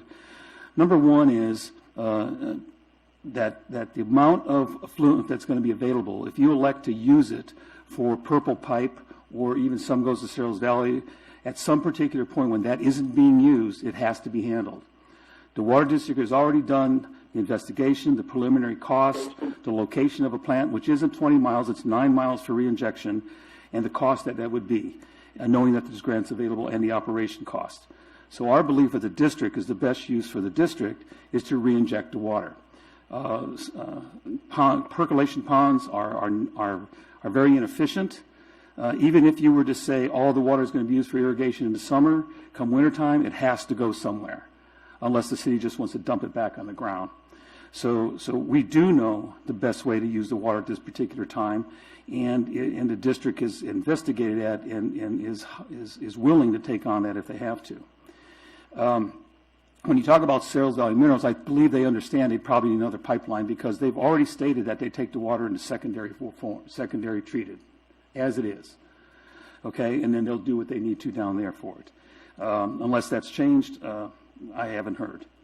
So, and I do agree it's a city commodity, and they can do whatever they want with it. There's no doubt about it. But I just want to make sure from the technical aspect that regardless of what happens with that water used in its original treatment form coming right from the plant, regardless of whether you use it for irrigation or you use it for Cerros Valley Minerals, at some point, at various points, even if Cerros takes it and they have a shutdown for a week or a month or 2 weeks, and they don't need it, it's got to be handled. So the district has made the decision already at one of our workshops, because we looked at a combination of a purple pipe irrigation system as well as direct injection. And the board looked at that and said, hey, you know, we're going to have to handle all of it in direct injection anyway, even if you put purple pipe in. So that was the project that was selected as being the most economically viable that the district was willing to take on. Thank you. Okay, let's open up a public comment. Anybody in the public wishing to make comment? Caller, you're up.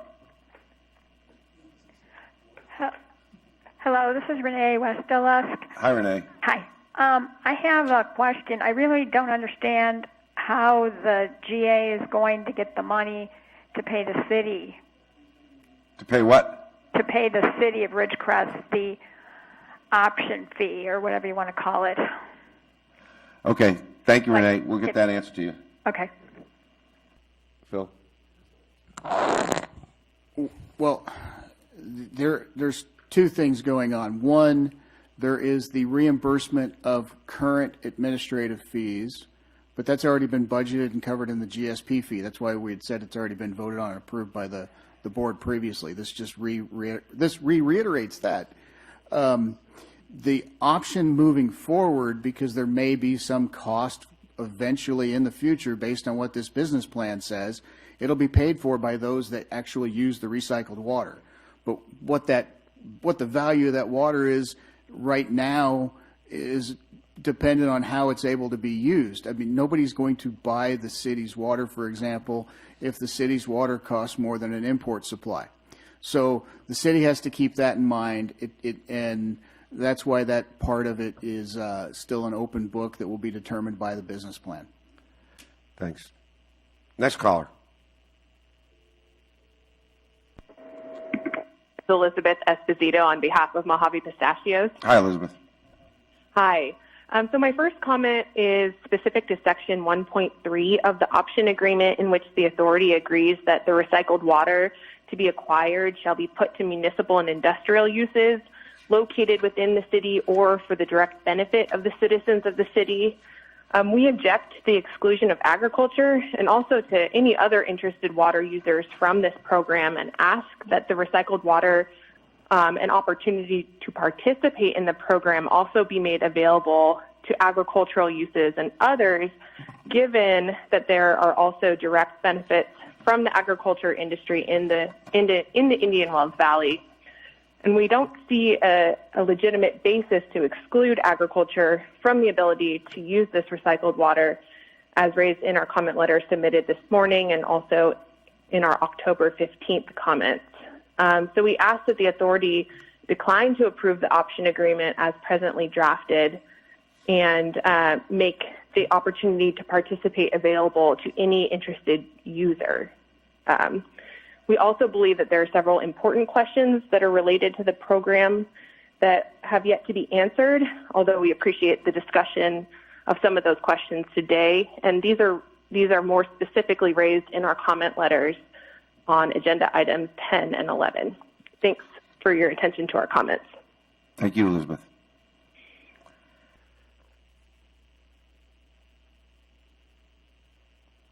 Next caller.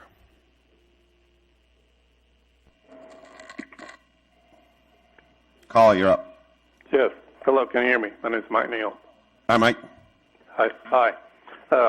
Okay. Number one on this option here for the agreement to purchase recycled water from the city. I'm not sure that's been answered as far as paying for the option. You guys are using all of the money that you're getting right now to pay for either current or ongoing expenses. But you keeps incurring more expenses. You want to hire a general manager. Nobody knows where the money to pay that salary is going to come from. You need to answer where you're going to get the money to purchase this option from the city. Number two, in Part 2.1 of this agreement, it says that the authority should be responsible for designing and constructing the facilities necessary. It says it may discharge these by contracting for such services, possibly with the water district. Now, I'm not sure why the water district would want to do that for you when the district has already strongly indicated that they want to do this this project themselves, that they want to get the water, that they want to use the water for their benefit. And as I delineated last night at City Council meeting, all this water is coming out of water district wells, and you can play legalities all that you want, but this is water district water, and the water district should be getting the use of all of this water instead of this business where you take their water, run it through recycling, and then offer it up to other parties. Number three, for the most part, I think if you've been paying any attention, you're going to find out, you notice and realize that the huge vote against your fees recently for the both the replenishment fee and otherwise, and the resulting backlash about that we don't trust the GA to design and construct facilities in this valley. We don't trust you to do it in a cost-effective manner. We don't trust you to do it for the best benefit of the people around here. We don't want you doing it. We want the water district to do this. I believe Mr. Kaczynski's already shown clearly that they know best about it. The lawyer, Mr. Hall, talks like, he's a water guy and he knows the best ways to do this, but no, I'm sorry, the water district knows best how to do this. They're the ones for the job, and they're the ones we want doing it, not the groundwater authority. Thanks, Mike. Next caller.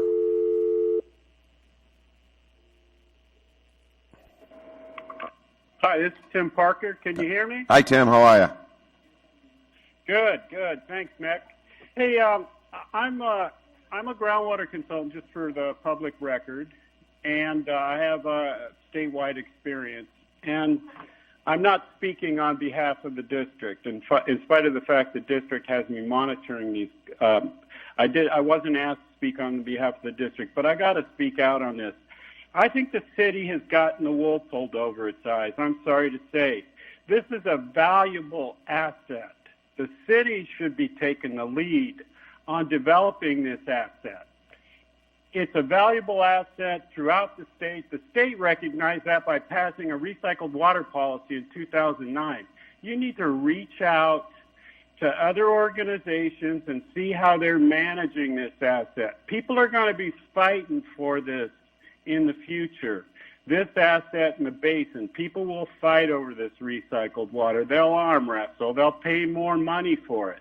Having the GA as a middleman will add costs and expenses. And I think this is, the city needs to look outside and get outside advice on this. Furthermore, I doubt you're going to be able to get a NPDES permit with a secondary treatment system. I think you're going to need to go tertiary. So anyway, that's my 2 bits on it. I recommend the city look at itself and look at this wastewater as an asset. It's not a waste.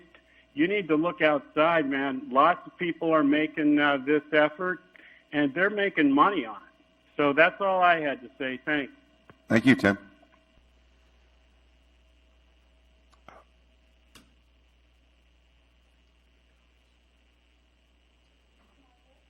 Next caller.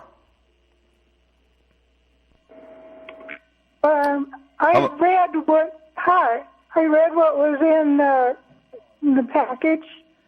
Caller, state your name, please. Judy Decker. Not that we didn't know, but hi, Judy. Hi. I think I have read both. I have read what was in the board package. And I think the first thing you need to decide if you go forward with this is who's the boss? Who is going to be in charge of a treatment facility or injection wells or spreading ponds? Who's going to do the work? That is the first thing that you have to decide. For my opinion, I think this should belong to the water district. Thank you. Thank you, Judy. Next caller. Hi, caller. You're up. Hi, this is Chuck Griffin. Are Chuck. you guys still on the sewer influent water? I'm on a cell phone, so I can't be listening and doing. Yeah, you're okay. Go for it. Okay, good. I just have a couple questions in reviewing this plan. The city is currently using a portion of the wastewater to water alfalfa at the fairgrounds. If this agreement is signed, is that going to continue? What percentage of water are they going to use? How many total acre foot per year are they anticipating that this will yield if it is treated and put into service? And then my last question is, why are we not looking at a cheaper solution for that water and using that water for the construction that is an ongoing process? It could be minimally treated and used to dump on the ground for the construction work that's going on the base. And also in town, we could put a fill stand at the sewer ponds by the base, and it could be used for all of this construction. Instead of using the potable water source that we have now, we could use that effluent. So that was my question. Chuck, before you go, you had 3 questions. 1, are we going to still water the alfalfa? 2, why don't we use it for construction? And what was the 3rd question? What percentage of, if they are going to continue to use the water for alfalfa, what percentage, how many acre foot are they using per year for that? Yeah. And then what would the total acre foot that they would anticipate that the GSA would be acquiring at an unknown cost? Thank you. I disagree with that. But Thank you. Appreciate it. We'll get you those answers. Next caller, please. Are you ready to go with those answers? Well, in regards... Hold on a second. Yeah, in regards to the... Okay, hold on a second. Hold on just for a quick second, Scott. Okay, I'm going to close the public hearing. See no more future callers, and I'll bring it back to the board. Mr. Heyman, over to you. Okay, so I think it's safe to say that in regards to the alfalfa fields, that water is included in the 2,000 roughly acre feet of water that will be available. So as far as will that cease and desist the alfalfa fields, we haven't had any formal talk about it, but you would assume that would be the case. Thanks. And do you have any comments about the total acre foot of water? I don't know offhand what the total amount would that be. they If we use just currently. don't know yet. So. And the thing about the construction, I guess that'll all these questions. My understanding that the answer to these questions would be come out in the design plan. If that were to happen, would answer the question is how the water's going to spend. How would we spend it on our construction? Would we spend it on the alfalfa fields, or would we spend it on what the total acreage foot is? But Ms. Kaczynski, would you please? Yeah, I'm going to answer one about the construction. That was brought to, actually, I believe it was on a fair board. It was brought up at one time to use that water out there to wet down any tracks or anything like that. Ron Strand was approached at that time, and basically, when you look at the laws, rules, and regulations about what you can do with that water, you basically would have to treat it somehow, before you put it on the ground.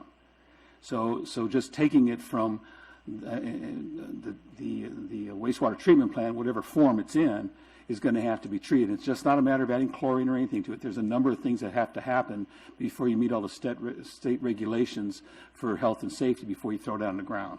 That's just the answer there. Okay, the public hearing is closed, and we're bringing back item 9. Is it 9? It's item 10 for review, comment, and discussion. Hey, Mick. John Vallejo, go ahead. Hey, so I think thanks everyone for your comments. It sounds like a number of those comments should better be directed to the city instead of this groundwater authority. I think this is a good option and opportunity for the groundwater authority, and we should pursue it. The only suggested change that I have to the draft agreement is with regard to paragraph 1.2. I am fine with the concept of reimbursing the city. I think, though, when it speaks to, is it the second sentence, begins with, as further consideration, the authority agrees to reimburse the city for its current and future administrative costs. I think we need to put a qualifying word in there regarding the future administrative costs. It should be something to the effect of, future administrative costs approved, or the work should be approved by the groundwater authority before the work's actually performed.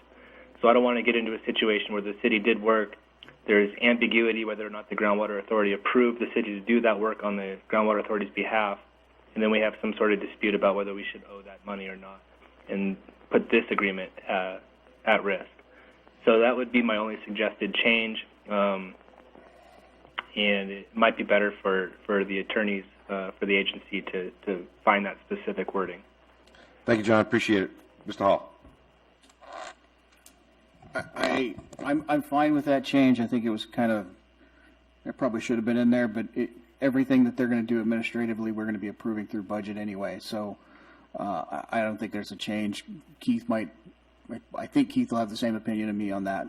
The only other thing I would add is there were several comments that I don't think understood and didn't understand where we're headed with this. This business plan, which is really what this is about, is developing a business plan for that use of the water. If the water district wants to join and have a potential use of this water, they're going to be an active part of that business plan's design, as would Cyril's if they want to.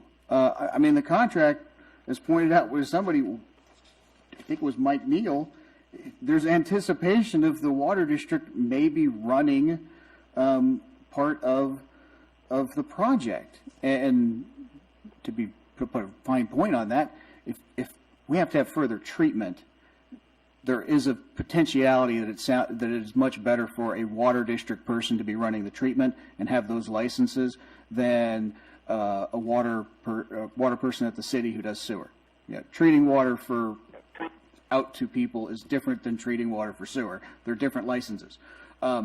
So the concept that this is somehow a GA project, the GA is in this project because this comes off of replenishment fee. If you're in this, you are not buying replenishment fee water. So the GA needs to, in some ways, at least be tied to this project.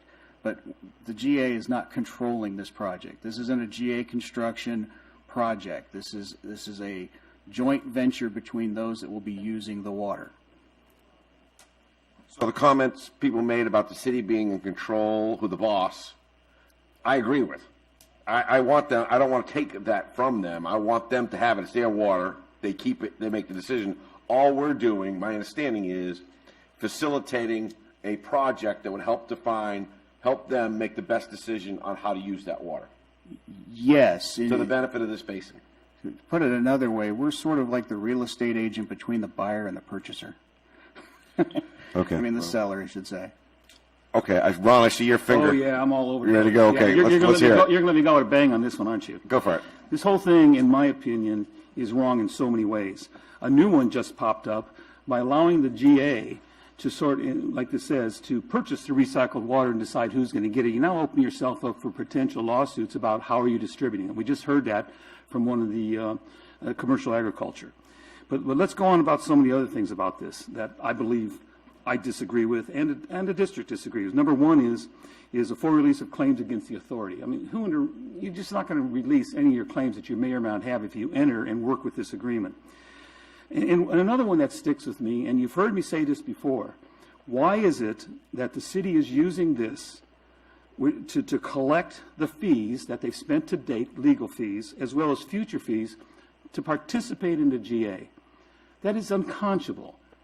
I don't care how you cut it down that, well, they pay taxes, and they pay these fees, and they pay these fees, because let's just say this happens, and the GA is going to pay the city to be on this board, and that's essentially what's happening. Where does that cost now fall? Chances are it's only going to fall on those paying the fees, and who's paying the majority of the fees? The water district. So I can make the same argument that the citizens of Ridgecrest that are water district ratepayers are already paying money to the city and the county in taxes. They have their representatives here, as they should. But now we're saying that, wait a minute, now those same people that are paying for the water district's representative here will now pay for the city's representative. You can call it a second time if you want. This is wrong. This looks to me like you're asking this board to pay you as the city to sit on this board. I don't see any one of us asking to be paid, and that's what you're doing. And if you pull out your agreements, that every one of the legal authorities that sit up here, the main three, that they made the agreement and they said, we are going to supply legal service in kind, quote unquote, from all three of them. You can read them. Now, a lawyer will pick it apart and say, unless the GA decides to change it, which they can do. But I think when the community looks at this and says, why is the water district ratepayers paying for the city's participation on this GA? So my belief is that we need to do something with the wastewater effluent. I believe the city should work directly with those people interested. By involving the GA, regardless of what happens with the water, we know we're going to put it to use for the general public here in the community. And part of the goal for the water district was to say, how can we reduce the amount of additional water we need to be paying a replenishment fee on? This was one of the projects. by working with the city. And we approached the city, and I will say we approached the city over a year ago and started talking to them. Don did. Ron Strand said, if you work up a general engineering plan of what you're into, we'll continue from there. And then all of a sudden, the GA got involved. And I mean, you can make all kinds of arguments why they should and why they shouldn't. But this is strictly a business decision between the city, who has control of this, with a partner. Because let's just say that all of a sudden what's going on here, because of these issues that are going on, nobody wants your water. What is the city going to have to do? What are your options? Continue to dump it on the alfalfa field, or you put in some kind of recovery and purple pipe system for $40, $50 million. That's your other option. So you have an organization at the water district that is ready to step up and say, we will accept that water. We can plan for all of it, even if the city decides they'd like to do a division of it between Searles Valley and the water district, and we're willing to do that. But when you start putting this together, and this is a jumble. It's like a big octopus reaching out there, and this, the city, I hate to say it, I feel like they're using this. What does reimbursement of their past fees and reimbursement of future fees really have to do with a water contract? In my opinion, nothing. This is a method to get the money back for the city that's been promised for a long time, and you all know that I've never agreed with that, because they're the only ones asking for it. And the most recent for the water district, and we're not asking for it, but just to tell you, as of last August, the water district has over $880,000 into this. Do you want us to ask asking for it in the replenishment fee, moving that $500,000 over in payment? I'm sorry. Fee? I asked it. I didn't hear you. Are you saying that you did not move $500,000 over and want paid back in lieu of the replenishment fee? No, I'm not saying that. That was. So you're expecting money back? No, that was an advance. So the water district is expecting that was an payment. advance to this board, to this GA. That was not. I mean, I understand you're doing that, and that's fees. fine. That's Yeah. your business plan. Right. But the city it's very reasonable for the city to expect their reimbursement for this money. So the city wants to be paid to sit on this board. That's how it's viewed by me and many people. Well, that's your view, that you can have that. But this is about a very simple aspect, and it is that the city is in a unanimous decision that it's a reasonable expectation for them to be reimbursed. Of course they are. So perfect. Yeah. If Don was to bring to the water board that, hey, I got a good way to slip something into a contract where we can get all of our money back, do you really think the board would say no? And I know they wouldn't say no. But it begins back when the JPA was started and agreements were signed and agreements are on record. The city and the county and the water district will supply the legal representation necessary for this board as an in-kind. All three of us signed that. And then all of a sudden, this 287... This is John. I have a question about your... Can I finish, please? I want to make sure we're talking about the same thing. So can I ask you a question, or yes, you go want ahead. me to wait till you're finished? Go ahead, John. Thanks. That comes through me, by the way. If we want to have cross dialogue, it's fine. But please, let's respect this board and come through me. Go ahead, John. Make my apologies. I should have done that. Are we okay to move forward? Yes, please do. All right, thanks. So, Ron, we're talking about the reimbursement to the city, and I see a couple things, and I want to make sure I'm understanding them in the same way you are, or at least find out what the differences are. So, one, this option agreement, I'm seeing that we're not actually paying for the option itself as a discrete payment, which you would typically expect on an option agreement. You'd pay for the option to buy something in the future. You'd pay less than what you would actually pay for purchasing it in the future. The second, so I think there's some, reasonable aspect of what consideration the city is going to get in response to us having the right to buy this in the future. And that consideration, obviously, is this discussion about reimbursing them for their administrative costs. And it sounds like we might be talking about two different things, because we have already budgeted reimbursing them for past costs, and so this discussion really just this agreement would really just reaffirm that commitment. And then if we make the change that I'm suggesting, they're only going to be reimbursed for future costs that we approve them to undertake on our behalf. And so I'm wondering if we're seeing two different types of costs there, or if we're talking about the same cost and we just have a different approach to them. I'll answer. No. Basically, that cost, I'm sorry, it's basically that cost that's been on the, when we established the last extraction fee is never been, okay, it's shown up in budgets, and I doubt whether we really have a decent budget. It's always showed up in budgets, and I've always questioned why it's there. The idea was, well, leave it there, just leave it there. But do you think that if the city of Ridgecrest was present an invoice to this board for 280, I think it was 237, it's 300 now, whatever it is, it keeps going up, and present an invoice for their services in kind, that do you think it would be proper for this board to approve that invoice for payment? Because that's what you're asking it to do. And then as far as the yearly amount of money, it's pretty well stated in the one that went through the city last night. That is for their future administrative, legal, and cost to participate in the GA. Now, you can wrap it up in saying that's what we're paying for water, but if you really want to know, what the city has here is that they're not producing a product, they're producing a waste product. Their choices for that waste product are, let someone handle it who knows how to handle it, put it to good use, and put a fair price on letting you take that. Their other options are dump it on an alfalfa field, or they can install the plants themselves. They can operate, and then they have a product they can sell for $1,500, $2,000 an acre foot. But at a particular point, if you're looking at this as a business plan, that the city should look at as a business plan, is we're producing a product that we need to get rid of. But however, in today's age and what's going on with water, we could make this some kind of a commodity for the city. So I think more needs to be looked at. What is that commodity truly worth? No one's ever come to me and say an acre foot of water coming off that wastewater treatment plant is worth X amount of dollars. Now, once that figure's on the board, then you have people approach you and say, I'm willing to take that, and I'm going to put in the infrastructure, the costs, and everything to utilize it for the good of our ratepayers, the community, the public, whatever it may be. That's where the GA needs to be involved, to ensure that whoever does this uses it for the benefit of this valley.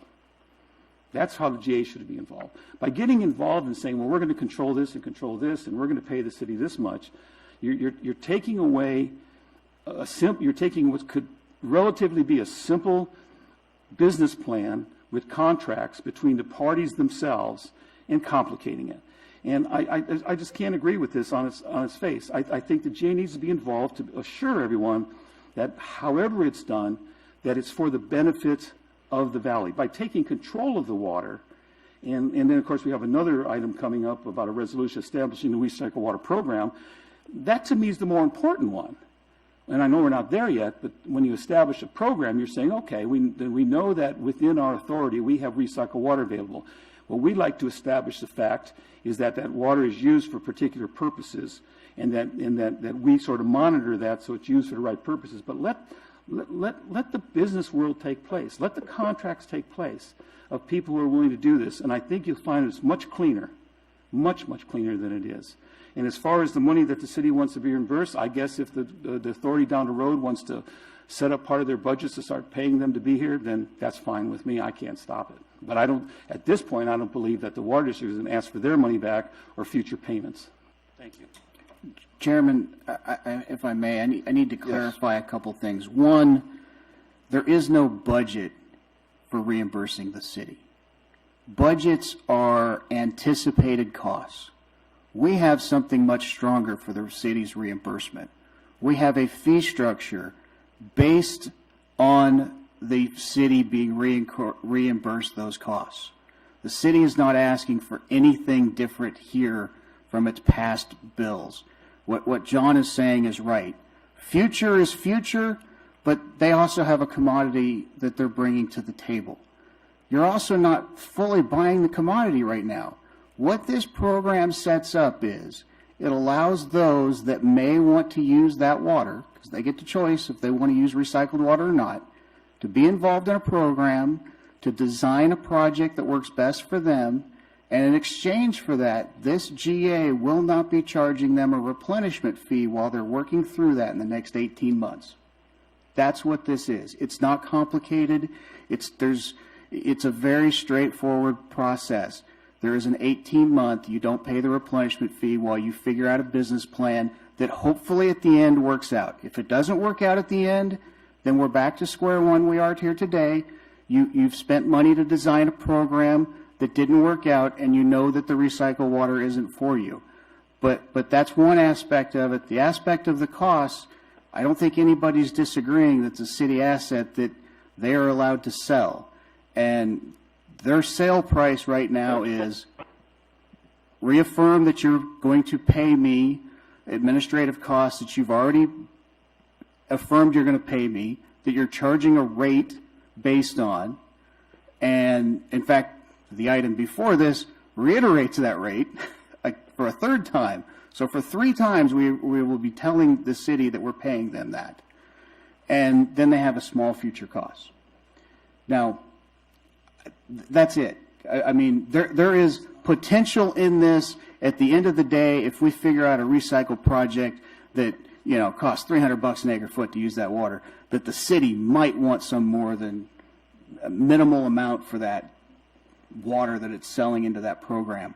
But that's a future decision. That's all part of the business plan. What is being discussed now is what I'm hearing now, I should say, is we don't have a full plan. Well, you're right. We don't have a full plan. We are developing a plan to develop what that plan looks like. And that's what this is. It's nothing more. It doesn't commit anything in the end. It's a plan to get to a plan. Ron, I'd like to hear your thoughts. Yeah, are you telling me that if the water, just to say the water district continue with their negotiations with the city, and we reach an agreement that we were going to take the effluent, treat it, and whatever deal is made with the city, what I would expect is that we could go to the GA at that time and say, here's the contract. We're taking that water. We want to go ahead and have a reduction in our replenishment fee. So you're telling me unless the GA is involved in this way at all, there's no way that I can reduce my replenishment. Don't wait till I finish. Because the whole idea is that we have an opportunity as a district to find things to reduce our replenishment fee, and we need to operate as that entity to do that. And so if we were to enter an agreement with the city, as it was originally planned way back, that we not actually a plan, but it was being looked at, that we would intend to come to the GA and say, hey, we've got a contract. We've got grants. We're getting ready to build this thing, and we would like a relief from the replenishment fee in that amount of water. And I agree that the city is the one that can determine, well, we'll do this much for you, and the rest goes to Cerros Valley. Because what if, here's a what if. What if all this happens, and because of the way this is written, you basically have no takers. So now the city has the water. Or the GA has the water. I'm not sure who has the water. Somebody has the water, and there's no takers. So what happens? And I couldn't answer that because you might have no takers, and you may end up building the plant on your own and using it to benefit the community. But I'm telling you that you have an entity that sits on this board that is willing to take this on and to make it happen. And we've done research. We've done preliminary engineering. We're ready to go with this. And all that needs to happen now is whatever negotiations happen with the city is what's going to be allocated for Cerros Valley, what's going to be allocated for us. But I tell you this, that I'll say it again, you need to be able to handle all that water in a manner when you don't have it available to go to, or Cerros Valley doesn't need it all, or if you put in some kind of purple pipe system in the middle of the winter when you don't need it. So and the district realizes that. So the plan was we want to build a system that is big enough to handle. We already have a location. It's 8 miles away from the plant. We already have a well there for monitoring because you have to monitor the well, monitor injection as well. So we got things that are already in place, and that's the way it should be handled. I got a question. Yeah, sure. I want to answer your question and say yes. If this, you start off this, if I do not want to get in the way of the city and you having an agreement. Mm-hmm. I don't want to get in the way. If this interferes with that, then I don't want to sign it. All I want, if the city wants to act independently and go to have a contract with you, they can continue doing that. Does this option agreement allow for that? I guess let's first take a step back. The first question we have to answer here is when. When is the water district going to pay a replenishment fee? When is the water district going to have a plan and ask us for a reimbursement? I guess it'd have to be a reimbursement because they're not going to have a plan and a process on January 1 to avoid paying a replenishment fee. This allows, if the water district follows through this path, to not pay a replenishment fee on 1,000 acre-foot of water on January 1 of this coming year, just 60 days from now, roughly. Then, that's what it's about. And it's about all of this. We've got a plan. We've got all of that. That plan will then have Steve involvement in it. He's not going to be driving it as much as those that are involved that want to are coming up with their best business plan. The win to Ron's question is answered now, and the win is now. That's what this does. I don't know why the water district and the city haven't already come together with a plan that frankly made sense 12 months ago as to why you wouldn't be in the replenishment fee, but this is the now. The other part of this is it's a city commodity. So let's take a step back. This GA doesn't have a lot to say about what the seller and the buyer are willing to do. Our position in this is, okay, we won't charge you the replenishment fee during that time. You guys tell us what your option is. That's it. That's all this is. This is putting us in a position where we can legally say you're not going to be charged the replenishment fee while you dot your I's and cross your T's over the next 18 months. Can I ask you a question on that? Sure. But we are not precluding the city from making a deal with either Searles or whomever they want to sell their water to. The only way the city would be precluded from doing this, is the city would have to reimburse us for any wasted money we've spent into a design phase. If we spend $200,000 in a design phase that's no longer valuable, then that's got to come back. But why would you do that? I mean, as part of the Gleason, can I speak on that? Yeah, who's speaking? Keith, go ahead, Chairman Keith. Gleason, this is Keith Lemieux. Keith, go ahead. The city has indicated it wants to work through the GA on the project as Phil described. That's the city's intent. If as long as that process is moving forward in one fashion or another, I don't think there's no issue there. If it turns out that it's not moving forward, then presumably the GA is not exercising the option, in which case the city can take a different path at that point. Right, but what my question was only that because the city, the GA would exercise this option, approve this option, we're not interfering with the city's right to make a decision outside of that option. They can just option out and make a deal. Is that correct? Essentially, yes. That's what I needed. But that's not their intent. I know that's not your intent, but I just wanted to make sure that all options are on the table. Yeah, basically what you're saying can be wrapped up in item 11. What we're doing is establishing the recycle water program. And Phil talks about spending $200,000 on the engineering. I do not think I would even consider the GA allowing whoever is going to be doing the development and whatever on this to spend $200,000. The point is that if you've got an entity ready to come forward to spend the money to do the design, then they ought to be allowed to do the design and plan to operate it. And simple as that. But because sitting there and saying, well, we're going to pay money into this and we're going to do a whole bunch of design work and it may be reimbursed if the city drops out, is you're just complicating the whole matter. Yeah. I'm sorry. Yeah, that's fine. Go ahead, answer a question. Yeah. So why hasn't it happened? Well, because why hasn't if that's true, if you're saying that the buyer controls the transaction rather than the owner of the commodity, I got an answer for that. Because basically, at the point when the district agreed to move forward with it, including before our workshop and after our workshop, we presented to Ron Strand in the city, because he had asked that if we're serious, let's do some preliminaries, see what you have planned. And then once that happened, then all of a sudden this began to happen. With Keith's idea of working with the GA and giving them the water and recouping our costs and everything else. So everything we were working towards. To be honest with you, we thought the next step would be with the city is say, wow, you've done your due diligence. You did what we asked you to do. You got preliminaries, where it would happen, how it would happen, and we can start move into contract discussions and or how it's going to be built. And all that got done. That's why it got done. It's got finished because this came up. And I still believe that this is being used to say, hey, we want our money back. And I don't like it. And Chairman Gleason, this is Jim Work. May I make just one quick comment, please? Please do, Jim. Please.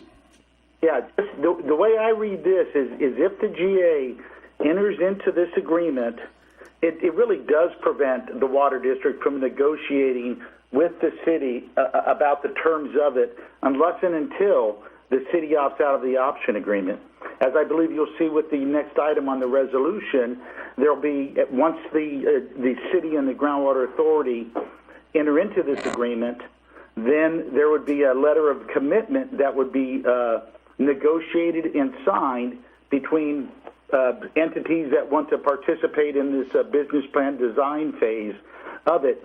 And the negotiations will be with the GA and not the city. That's all. Thank you, Jim.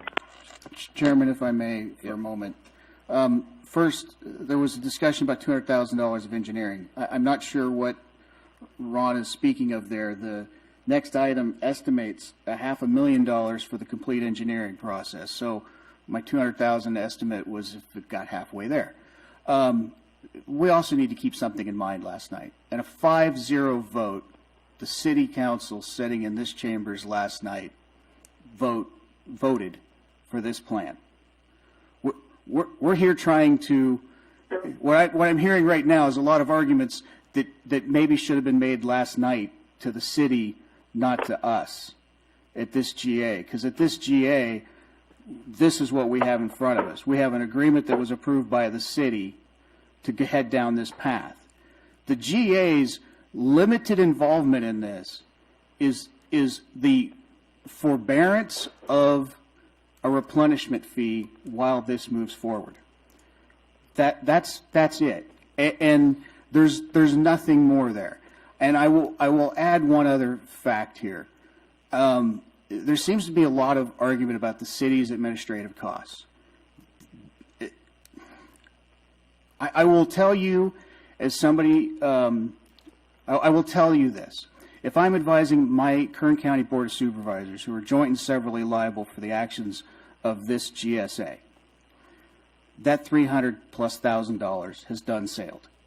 And if the city was not reimbursed that money now, the city would have a claim against this GA for that money.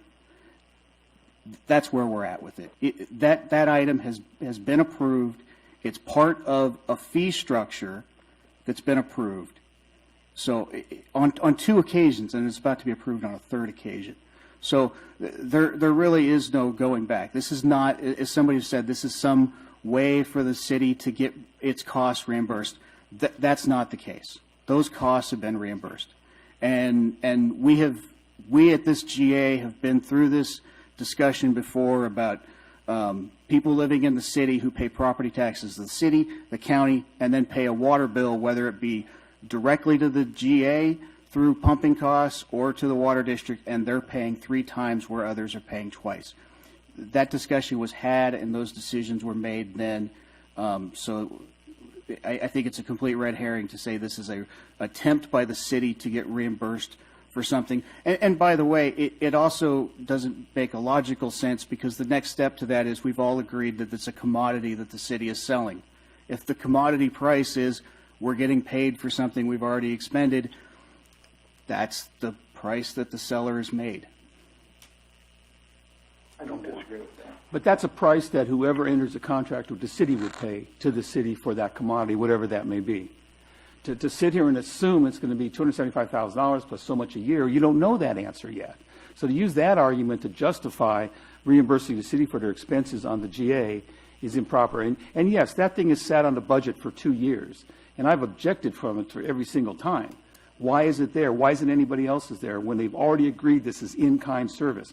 And so it's just because it sat there, in my opinion, does not make it a valid expense for this GA. Because there's a lot of things that sit on this budget. In fact, we hardly have a decent budget to look at these days.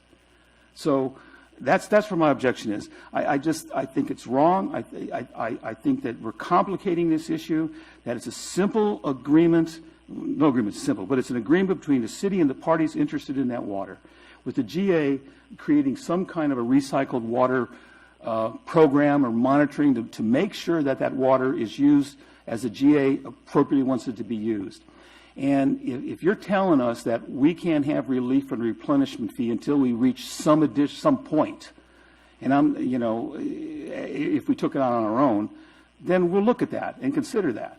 If you're basically going to say to the district, if you take this on your own, that we won't relieve the replenishment fee until you hit this particular point in the engineering design, then let's put that forward and let's see if our board's willing to accept that, and they may very well. But I'm telling you that going down this particular path also opens up the GA for other issues, because they are essentially in control of the recycled water from the city at the city's choice. And yes, they did vote 5-0 last night. And I wanted to go, I wanted to call, and I thought, no, let's see what happens. Let's see if they realize what's going on here. But anytime you dangle that money out there, that, hey, we're going to get $375,000, every eye lit up on the city council. Hey, that's great. We're going to get our money. When you start looking at the deep repercussions of this, and it is true that if that money needs to be paid back, that it's going to come back to the payers of the fees. And the major payer of those fees is the water district. So what will happen with that extraction fee? It now is not 1.5 million, it's going to be 1.7 million, and then 1.8 million. And how many times are we going to revisit that and add to it and tell this community that it's more money and more money and more money? I think people seem to forget. There's 12,500 ratepayers roughly. There's roughly 25,000 citizens in this community. This kind of money you're talking about is extreme for us. And if we don't think outside the box how we can do that, we're going to leave this community in just a horrible state, in cost. I just can't imagine, because we're just not thinking that we're not 1,000, 10,000, 100,000 people or 200,000 people. And I tend to think that some people always figure that. But you're looking at the individual citizen out here and saying, by the way, we already increased your bill to $300 a year at the water district with the replenishment fee. And now maybe we should add another fee. Maybe we should change this fee. Maybe we should extend this fee. At some point, they're going to get tired of it, because I know I am. And that's what's happening here. And this is a simple, let the water district work with the city. Let Searles Valley work with the city. Let's make this happen. They have their engineering people at Searles Valley. If they want to pump secondary treatment water to them, they're ready to engineer it and go. If we want to take secondary water and treat it for tertiary treatment, we're ready to go. And but the GA needs to be concerned that water is used for the purpose it's intended to, which the city's already said they want to use a certain way, and the GA needs to assure us of that. But the simplest way to do this, and the least expensive way to do it, is the way we're talking about here. I'm talking about. The most expensive way to do it is start turning it into all this. Thank you. Hey, Mick, this is John Vallejo. Yes, sir. And I have a question for staff generally, and I just want to make sure I'm understanding this recycled water availability or future availability correctly. Is it correct to assume or to categorize this future available recycled water as new water in the same way that imported water is new water? Chair. That's my first question. Yes. Okay. The answer is yes. Yeah, the answer is yes, John. And something was said earlier that I'm puzzled by. Ron, I think you said that the water district expects to not have to pay replenishment fee based on a recycling project that it doesn't currently have. When the replenishment fee kicks in a month, I'm confused. I'm confused by that. That's news to me. No. Is John done? Let's hold on. That's a good question, but John, I think you're on a roll. So, John, finish your thoughts. Thank you. Yeah. So if this recycled water is essentially new water, just in the same way that imported water is the new water, isn't our goal here as the authority to find the new water that we need for the most cost-effective and policy-effective way we can? And isn't that the goal of this agreement here, to make available a new water source that, in theory, if we buy it, is going to be cheaper than the cost of imported water? Yes. Thank you. And then if that's the case, then wouldn't that across the board, or at least for whoever is using this water, whoever this water is available for use by, it lowers their cost of pumping water, because the cost of importing water has, to some degree, been lowered. I mean, isn't that what we're trying to do here, is make available new water cheaper than we would have to import water for the cost of importing water? I think the answer to that question so is I yes. guess I'm confused as to why there's such a strong reaction to the groundwater authority seeking out new water that's cheaper than imported water. And then my last point is, wasn't it the city's request that that this agreement is the city's term, essentially, that we limit the possible uses of this water? Chair, if I may, Yes. the answer to all of your questions, John, is yes, yes, and yes. Okay. I'll leave it there, but I'm generally in support of this agreement moving forward, and that'll be the last of my discussion unless something brand new comes up. Thank you, John. I think, Scott, you had something to say? You know, I agree with John, too. The authority is here to make sure that we use that water is used to its best use for this valley. We're not challenging that. And I think that anybody that would approach the city, but to say it's going to be made cheaper because the GA is dealing with it is, in my opinion, not correct. Is because if the district, let's say, took all of that water and we did it within our guidelines, and we did the money, and we did the grants, and we did everything like that, and the GA doesn't have to deal with it. They just have to make sure that we're using the water. And I think, Phil, you made the comment about, do you think we're not going to pay the replenishment fees? No, the district already knows replenishment fees are coming January 1st. But what we would be asking, if we enter a contract with the city to take X amount of water and to design, build, and install a particular plant to do it, that at that particular point, the district could approach the GA and say, hey, we're accomplishing the same thing here that you're saying you're going to do. And the carrot you're dangling is saying the minute we agree to all this, and however that water is divided up, that we will reduce your replenishment fee by that much. And I'm just telling you that the district would take a look at that and say, well, where's it worth it? If we can go ahead and put a system in, and to imply that the GA involvement can make this cheaper, I think is incorrect. And I've been doing projects and engineering for a long, long time. So John's correct. Yes, the GA should be involved, that the water's used for the proper use. But I think that any contracts that exist should be one-on-one with the purveyor of the product and who wants to take it.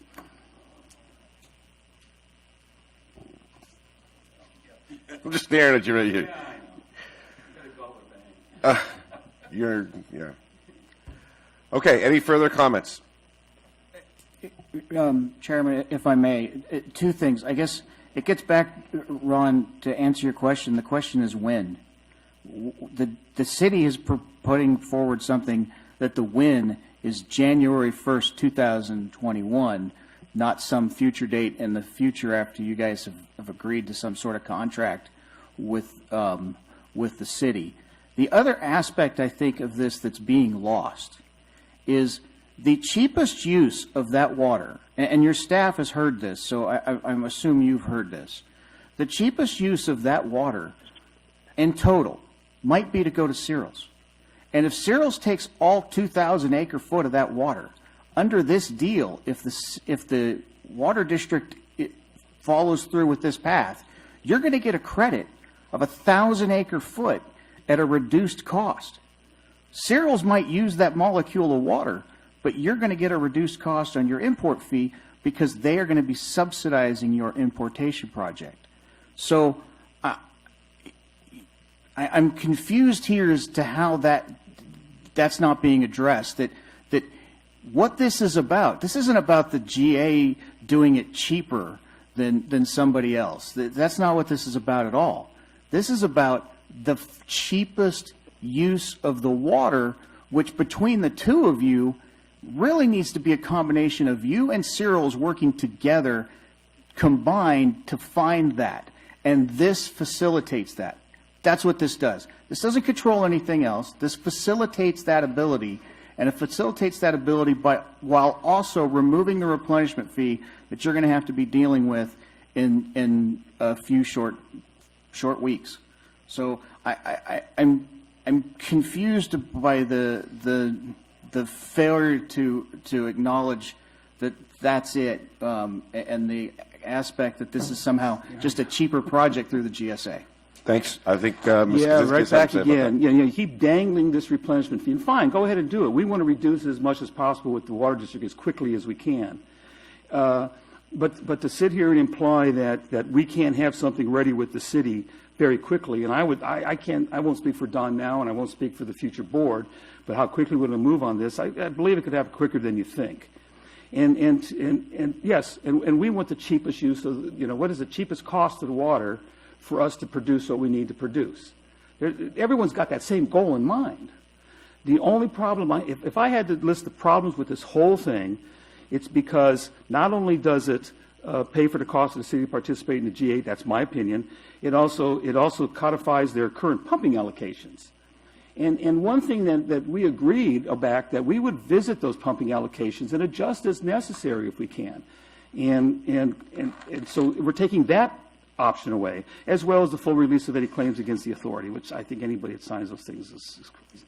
So we can argue back and forth all day long, Phil, if you like to. But I'm going to argue back. I'm going to argue from an engineering, business standpoint, and financial standpoint. You can sit here and say, well, the replenishment fee is there and it'll disappear. And let's just say the city says we're going to give all the water to Searles Valley Minerals, and then Searles Valley Minerals has a 2-week shutdown. They don't need it. Where does that water go? The bottom line is, if you're going to commit to using water from a recycle plant, you got to be able to handle all of it, all of the time, and the district's ready to do that. Chair, if I may, two things here. First, let's wrap this up. This one thing. I will wrap it up after this. Again, the business plan will take care of what happens if Searles shuts down. That's part of what is being designed. Secondly, I find it very troubling, Ron, that you're bringing up the city's overlying right. This discussion has been had numerous times. The city's overlying right, just like the county's overlying right, is frankly the highest right in this basin because it cannot be prescribed against. But you just mentioned it as another carrot that the city is putting out there as a way to get this. That's not what this is. Well, why wouldn't you put it in there just to make sure that all of your I's and T's are crossed? I mean, if you really... I'm not going to give away attorney-client privilege stuff, but we know this path has been down. Okay, I think it's been an excellent argued excellently by excellent people. All right. Scott. I make a motion to approve agenda item number 10, board consideration and approval of option agreement for the purchase of recycled water from the city of Ridgecrest. Okay, before we go to the second, I appreciate Ron's arguments. The top hole in my tent is that this is the city's water. The city's got to make a decision. I don't want the groundwater authority to dictate to the city what they do or what they not do with their water, and I don't want the recipient arguing that it's his. I'd rather see competition for that water because it will drive the price in a direction that's best for everybody. And so I'm inclined to support this motion. Those are my thoughts. So we have a motion, looking for a second. I can't make a second, or I would. Second. We have a motion and a second. Unless a further comment, roll call vote. Vice Chair Hayman? Aye. Chairman Gleason? Aye. Director Kaczynski? No. Director Page? Aye. Director Vallejo? Aye. Okay, item number 11. Board consideration approval of Resolution 08 TAC 20 establishing recycled water program. Mr. Lemieux.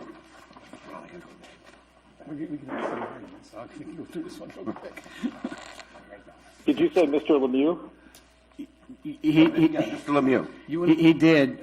Keith's wanted to hand these off to me since how he has to put his city hat on. Go for it. I'll be right back. Okay. So, well, I mean, we've mostly already talked about item 11. Item 11 does the final aspect of this agreement that would just work through with the city. It establishes a system in which the Water District and Searles are able to join in and waive payment of a replenishment fee over the next, probably 18 months, and in exchange for paying for estimated costs of $500,000 to develop what we'll call a business plan, feasibility plan of the best use of that water in the most cost-effective manner. In our prior discussions, one of the things that was just mentioned by me was that the most cost-effective use of this water on a pure molecule basis may be for all of it to go to Cyril's, with the water district getting a reimbursement back. That's really what we're looking at here, and if that is actually the best feasible plan that comes out of a business plan, we want that to be able to happen, and this program allows for the water district to still get credit for that water. To put it another way, if Cyril's can take all of the water right now as it currently sets, there's really not much of an incentive for the city to not send it all to Cyril's as it currently sets, because it can set a higher price and get more return for its constituents. This, because the city has been gracious enough to work on a more uniform basis between these entities and has decided to not worry about just the bottom line, allows that to happen. If this resolution is adopted, the entities being Cyril's and the Water District will have until next month to decide if they're interested in the program or not. If they do get into the program starting January 1, their replenishment fee will be reduced based on the level of their participation. Anything I'm missing, Keith? I think I've covered it all. Yeah, I think you've got everything. There was some mention earlier of the need to have a waiver associated with this, and I think Director Kaczynski expressed reservations about that. I just want to make it clear that the waiver is expected to be part of the acceptance letter. And the obvious reason for that is if the city is going to offer the water to Cyril's and the water district, then the purpose of that is to resolve disputes between us. And we don't want to be involved in a dispute going forward. So that's a request that the city is making and continues to make as a condition of joining the program.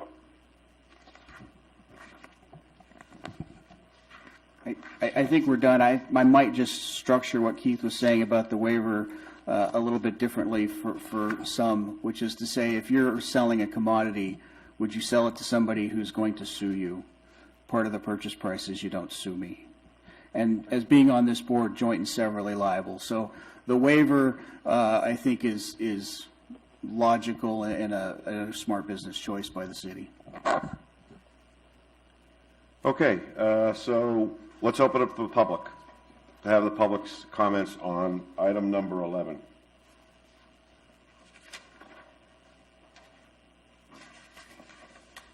I think the public is sick and tired of us. Oh, no, I guess not. Good. You spoke too soon. Me and my big mouth. Caller, you're up. Yes, good afternoon. This is Elizabeth Esposito on behalf of Mojave Pistachios again. Hi. We'd just like to reiterate our prior comments from agenda item 10 and again object to the exclusion of agriculture from the recycled water program and ask that the board revise this resolution under consideration to make program participation available to all water users in the basin. Our concern is that, like the authority's allocation system, we believe that categorically excluding certain users, like agriculture, from participation in this program is problematic because it favors some water users at the expense of others in the basin. Here, allowing select users to avoid payment of the replenishment fee by instead paying $158 per acre foot for participating in the recycled water program is similarly problematic, we believe, to the allocation system that omits many users in the basin, including Mojave Pistachios. Also, as outlined in our comment letter, we echo some of the comments that others have made at the prior item, and we believe that there are several questions regarding the program that still need to be answered before the resolution is adopted. And last, as outlined in our comment letter, we disagree that the board's actions today with respect to adopting this resolution and entering into the option agreement do not trigger CEQA for the reasons outlined in our comment letter. Thanks so much. Thank you, Elizabeth. Next caller. And this is Derek Hoffman. Hi, Derek. Can you hear me? Yep. Hi, Derek. Hello again. Hi. Some comments. We're generally supportive of maximizing the use of recycled water in the basin to assist in achieving long-term sustainability. And we've heard some very interesting discussion today, and I think some of the more substantive and spirited discussion we've heard in a long time. And so there are some interesting questions that still need to be addressed, it seems. We received this information just less than 24 hours ago when the board packet was released, so we're still evaluating it, and we reserve the right to provide further comments. But some questions and concerns that jump out now have to do with how the program would be implemented, particularly regarding the fees and the waivers that are being proposed, and whether those have sufficient explanation or justification. This is along the lines of the issue about fee waivers that were noted earlier today by Director Vallejo. Section 4 of the proposed resolution states that program participants will receive an exemption from the payment of the replenishment fee established pursuant to Ordinance 320. But if you look at Ordinance 320, which adopted the replenishment fee, it does not provide for such an additional exemption or pumping credits. Section 3 of the replenishment fee ordinance states that, with exceptions for federal extractors and de minimis pumpers, all pumping is subject to that fee. It then, as you know, includes a chart identifying replenishment fee exempted pumping allotment amounts for the water district and other listed non-agricultural pumpers that reflect the controversial Navy carryover concept to pump the basin's estimated recharge figure. It does not contain additional fee exemptions for those listed pumpers pertaining to the using recycled water.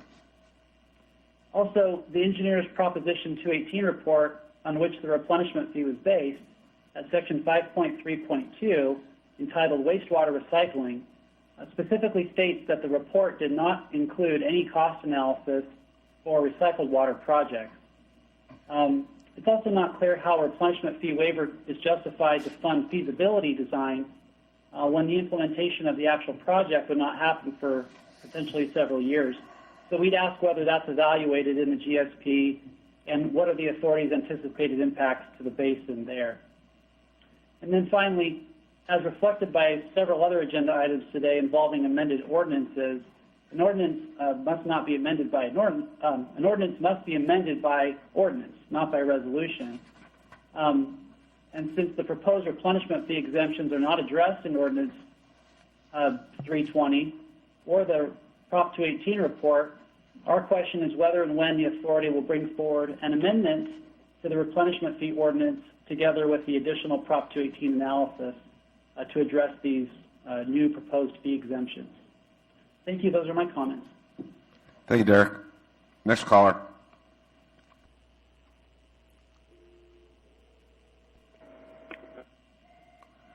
Caller, you're up. Yes, hello. This is Mike Neal. Hi, Mike.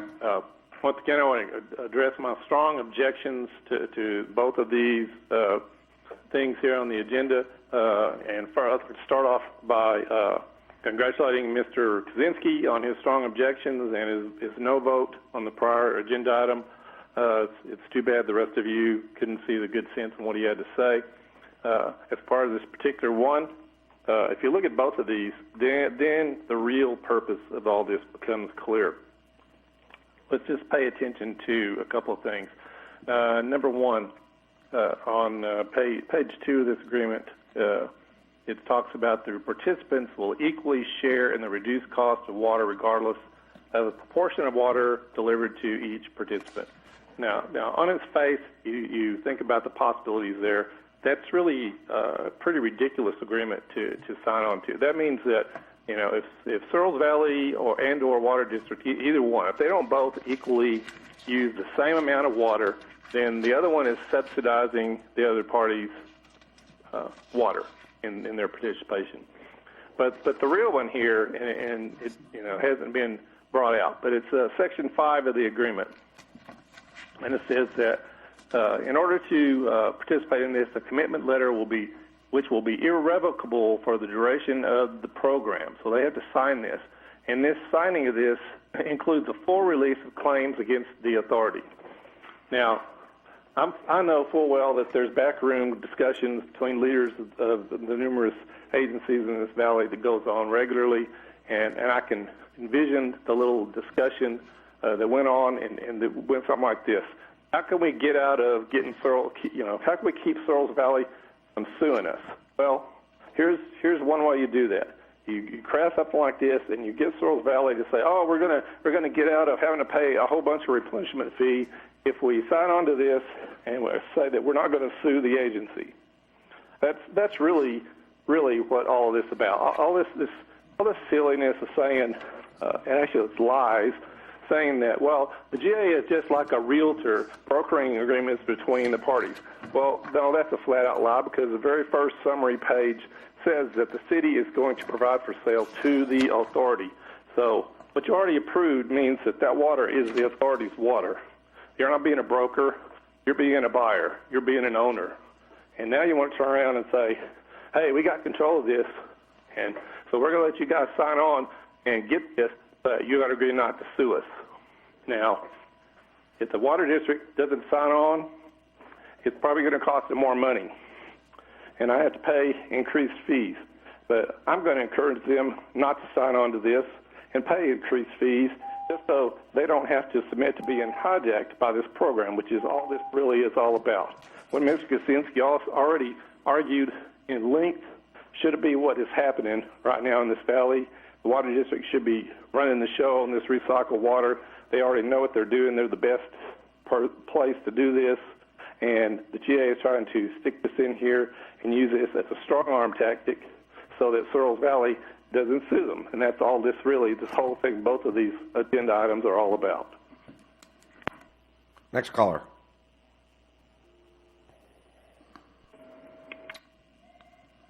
Caller, you're up.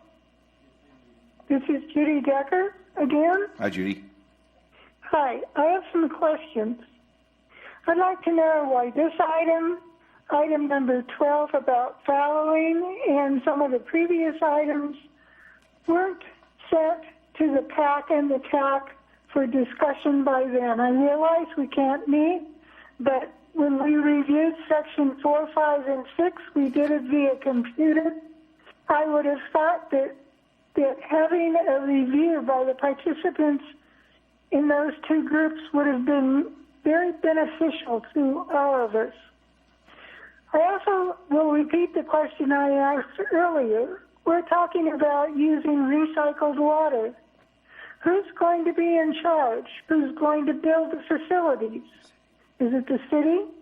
They've been collecting funds from the citizens for years for their sewer facility.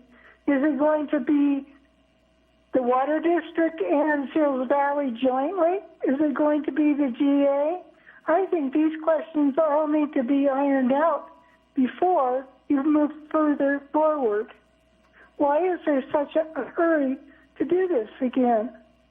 You've hurried through many important things, and it has resulted in the community getting an ever stronger negative view of you, and you need all of the communities to support you in order for this project to be, this project being groundwater sustainability being effective.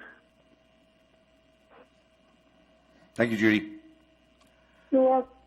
We'll get those questions answered.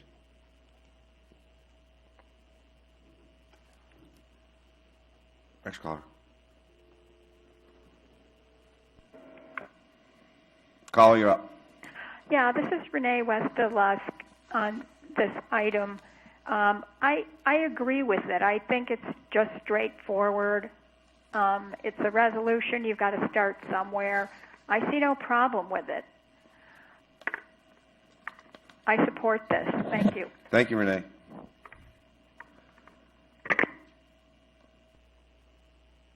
Okay, I'm seeing no further public comments. I answered Judy's question. I said, Judy, we're not getting public support. We're getting public scorn. The good news is that it's coming from everywhere. So there's value to that because it's obviously we're not favoring anybody. Everybody's taking part of the problem. Anyway, she had some other questions. Do we have some answers for that, Phil? Or Don? Do you have any answers for Judy? Question about why I didn't go to the TAC and the PAC. Why it didn't go to the TAC and PAC? Yes. I think she asked about items 12. 12. Why didn't 12 and 11? I don't have an answer for that. Well, the answer is that COVID is precluded our ability to effectively work with the PAC and the TAC in so many ways that it's difficult to get all that buy-in in an effective manner. Go ahead. And Chair, I will add also that going to the PAC and TAC takes time. We are up against the January 1st deadline. I'm sure some would not like to pay the replenishment fee on, and as this was just adopted last night at the City Council, we are not driving much of this boat, if anything. We are very much passengers on these two items. When we get to 12, you will notice there's also not a staff report, and I've got a couple things to verbally report on that, but there's nothing really to send to the PAC or the TAC on what I'm going to verbally report in a few moments. Thank you. Okay, public session is closed, and let's bring it to the board for comment and discussion. Mr. Kaczynski's finger is ready to go. You know it, yeah. Actually, this is the premise. It's a good start to what I believe the GA should do, be involved in making sure that that water is used for the appropriate purpose. There's 3 sections that I'll point out. One is that it's in the last paragraph on the first page. It talks about once a project has been agreed to and approved, participants in the program will share equally in the cost of constructing the project. That's assuming it's the same project. If you have 2 participants, one's taking it as secondary water, it's a pumping facility, piping, and a holding tank. If you have one that says we're going to take it and treat it entirely for reinjection, it's an entirely different project. So I think that rather than equally sharing in the cost of the construction project, they would be responsible for paying the cost of whatever project was necessity for acquiring the water they're going to use.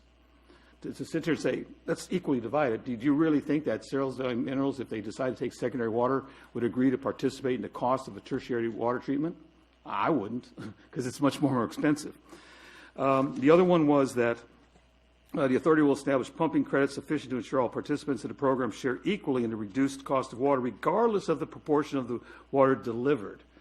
That's fundamentally wrong as well, because if we make an agreement that, okay, we're going to build a plant for 2,000 acre feet, but at this particular point the city contract says we're getting 1,000, then we get 1,000. And if we get 1,200, we get 1,200, and the other party gets the remaining amount. To sit here and say you're going to sit there and reduce the credits, because don't forget the whole idea of this for anybody that's participating is to reduce the amount of augmented water they need to find, whether or pay for or bring in. So any way that we can find to reduce the augmented amount, then we ought to be entitled to do that without some equal sharing ability. And that's all in contract negotiations. And the last one, of course, is the full release of all claims against the authority. You know, I won't go there. I'm not a lawyer, but that never looks good to me. Those are the 3 things I have wrong with it. But I think it's on the right track. I just think that what you're doing is you're limiting the participants, and you're setting some rules and regulations upon the participants which shouldn't be there.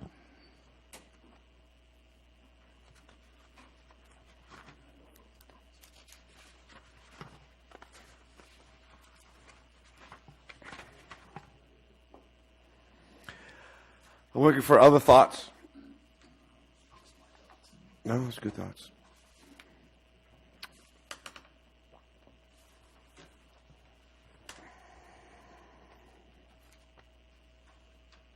Any thoughts or a motion or anything by anybody?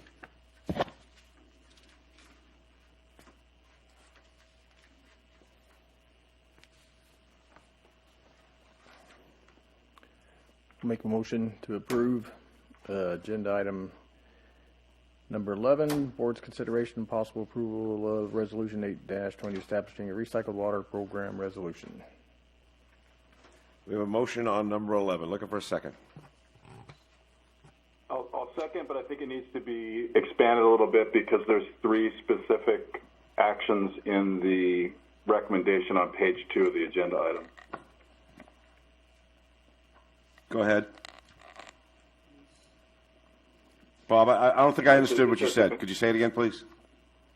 Chair, if Yeah, I I'll may. second, but I think the motion needs to be amended, and then I'll second the amendment because there's specific CEQA actions that have to be included in the recommendation. Anyway, I'll let Phil handle that. Chair, what Bob is doing here, and various agencies handle it differently. Bob is asking that we read the CEQA findings rather than just making the staff recommendation as on staff recommendation.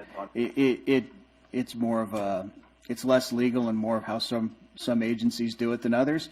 But we have typically read through our findings, so the motion in this instance, what Bob is asking for is making a finding as set forth in the staff report that the action is exempt from further SEQA review because it's provided statutory and categorical exemptions, including that the action is not a project under SEQA, the action will not have a significant effect on the environment, the action doesn't include a discretionary act subject to SEQA, the action is mandated by law, the action is for the operation of existing facilities, and the action is the establishment of operation rates and charges. And then the next would be adopt resolution 0820, creating the water recycle program. That would be the motion. Is that your motion? Can I make a motion and to approve it as read by council? Yes. Motion made. Okay, Bob, would you second that motion? Yeah, second that motion. Roll call vote, please. Vice Chair Heeman? Aye. Chairman Gleason? Aye. Director Kaczynski? No. Director Page? Aye. Director Vallejo? Aye.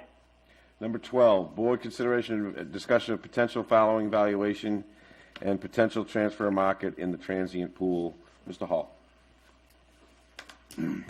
So, as the board's aware, just a few short months ago, we adopted a fallowing program and a transient pool program. Part of that program is the potential fallowing of land based on payments by this GA to those landowners.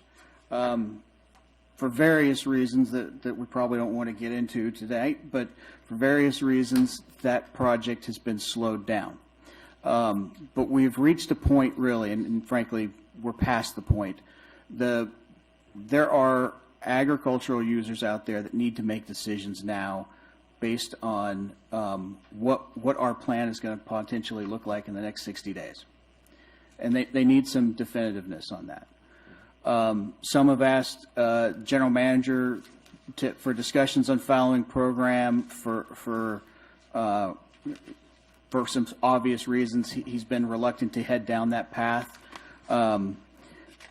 So today we're bringing this back to the board to figure out how the board would like to handle this moving forward.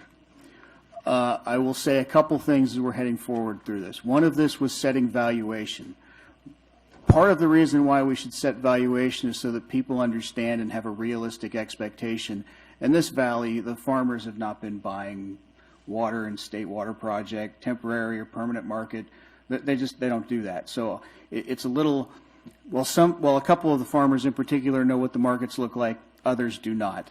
So part of what we want to do today is I want to just put out there for the public what the market currently sort of looks like on a spot market for one-time purchase of water. And a good example of that is the county of Kern, less than 6 months ago, paid $200 an acre foot for spot market water. I will tell you that $200 an acre foot purchase price was probably a little deflated. And that was because of unique circumstances between the seller and the purchaser in that instance. So that should give everybody a sense of what the water in the ballpark is worth. 200-300 acre foot is probably in the vicinity. Another way of looking at the value out here is maybe the property value itself rather than the water. Property values itself, there's been some discussion in the GSA of what we think farm value is out here. Again, it's what we think. I will tell you on the west side, $20,000 an acre is probably in the ballpark, if not high, with Sigma, but that would also be water that has an import infrastructure contract. In other words, they've already paid for all of the water costs. Their costs are only O&M costs moving forward to serve those lands. Recently, the county, 2 years ago recently, bought 500 acres in that value range with contract full water. So that's something to consider. Now moving forward, we need to start doing something. We're getting questions from farmers, and they're appropriate questions to be asking, frankly, but we're not really able to give them many answers so far because of some difficulties we've been dealing with at the board on moving forward and getting everybody on the same page. I think we have to break through that today. One of the ways I would like to break through that is now that we've let the cat out of the bag about what the county has paid recently in the past. If somebody has differing versions of what they think water is worth, they should bring that to the GA for analysis. The other is, I think the best move with COVID is for the attorneys and maybe the GM, if you'd like to be involved. That would be all three of the attorneys representing the GA moving forward, Keith, Jim Markman, and me, to have a meeting with the ag group, all one Zoom meeting. That way they can ask us questions and we can answer them as we're moving forward. I didn't have Jim Worth in there because Jim Worth, I don't believe, wants to be in, which is also part of, there's emails of Don not wanting to be involved in these negotiations, which we had assumed would be done through the general manager until now. So de facto, I think it's the three attorneys who would prefer not to be doing this, but in some instances they will have legal questions that we should probably be answering. Because we need to be moving forward, I would like, with the board's okay with this, to set that meeting up in the first week of December, the first days of December, even better. First or second of December would be great. But that's sort of where we are. That's why there's no staff report. This is really to test where the board wants us to do, what we're moving forward with this following program that we have out there that has been kind of languishing. Well, you're interested in the terms of the discussion of the dollars. You're interested in the action. I'm interested in the action. I'm interested in the board being okay with us having a Zoom meeting with everybody to answer their general questions. And if somebody thinks that the valuation that the county recently paid is overly generous, I would like to see it and hear it. And if somebody thinks it was overly cheap, I'd like to hear it too. I will identify that I personally think it was a little cheap because I had chips in that negotiation that I could drive the price down some. Okay. Okay, I'm interested in dialogue. Dialogue is helpful. Let's open up the public and have a public input. Just to reiterate for the public, there was no staff report on this issue because of the lateness of the development of it and the reasons also council articulated. But you heard him say what he needed to say. I don't see any callers. Okay. Yeah, they're worn out like all of us. Okay, I get it. Let's close the public hearing unless they call in. We'll open it up again for them. But if they don't, then we're closing the public hearing and bringing it to the board for a comment and consideration. Gentlemen, your thoughts. This is just sort of reconnaissance is what it is. Is that how you could, you want to go out there and see what they're thinking and what they're expecting? At this stage, they have all indicated they're interested in a following program. The following program was you should be coming to us at the table with a negotiation price. That dam hasn't happened except for one. I think the valuation in the one that we've gotten so far is high. Not completely outlandishly high, but high. And I did also want the board to know, what we internally are thinking is valuation of the water based on the county's recent forays into this area. I think that answer, it looks like he just wants to gather information, see what's going on here, so the board better understands when people come and say, here's what I expect, we have a better feel for what a true number is. I'm also thinking that there may be some ideas that come back from that. Yeah, that's what I'm thinking as well. That we can look at and Yeah. evaluate and see that if it works or not work. Okay, I need a more comments or a motion or something. We need a motion, it's just direction.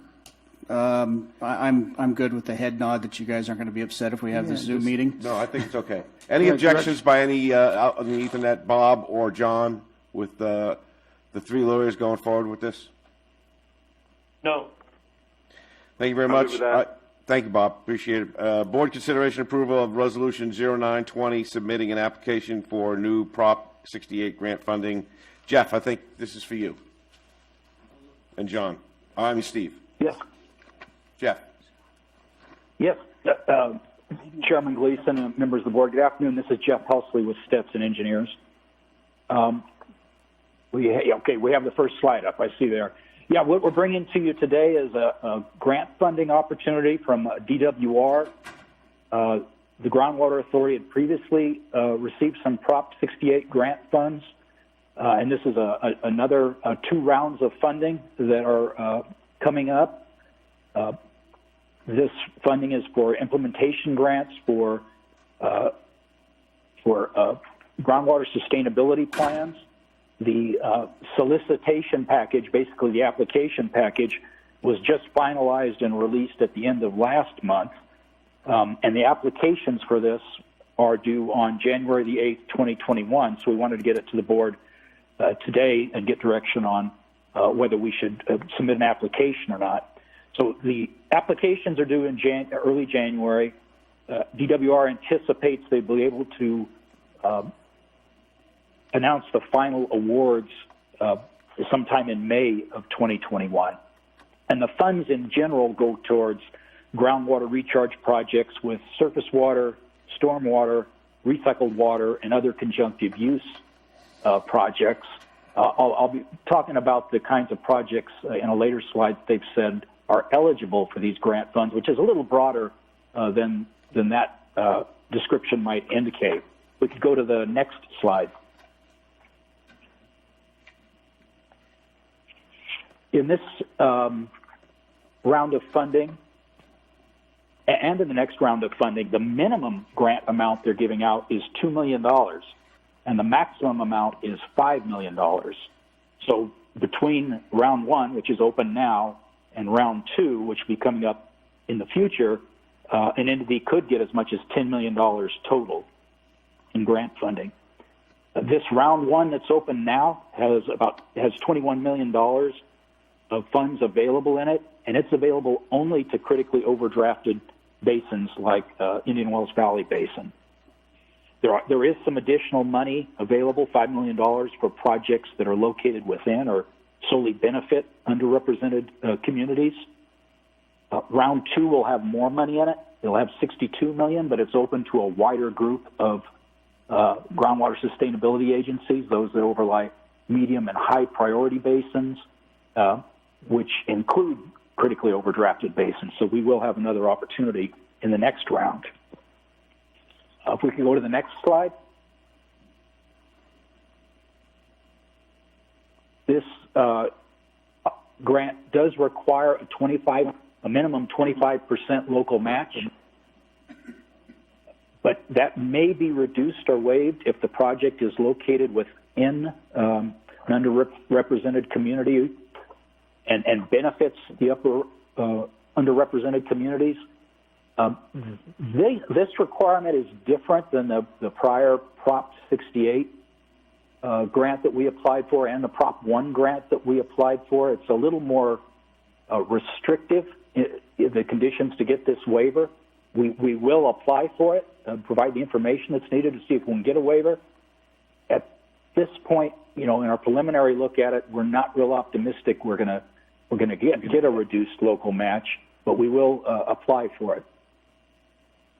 So the types of eligible projects include groundwater replenishment and conjunctive use, groundwater contamination cleanup, projects that support water supply reliability and water use efficiencies, projects that support water banking or exchange, and projects that support reclamation, including, there in the small print, wastewater treatment and water reclamation facility upgrades for groundwater replenishment project sources.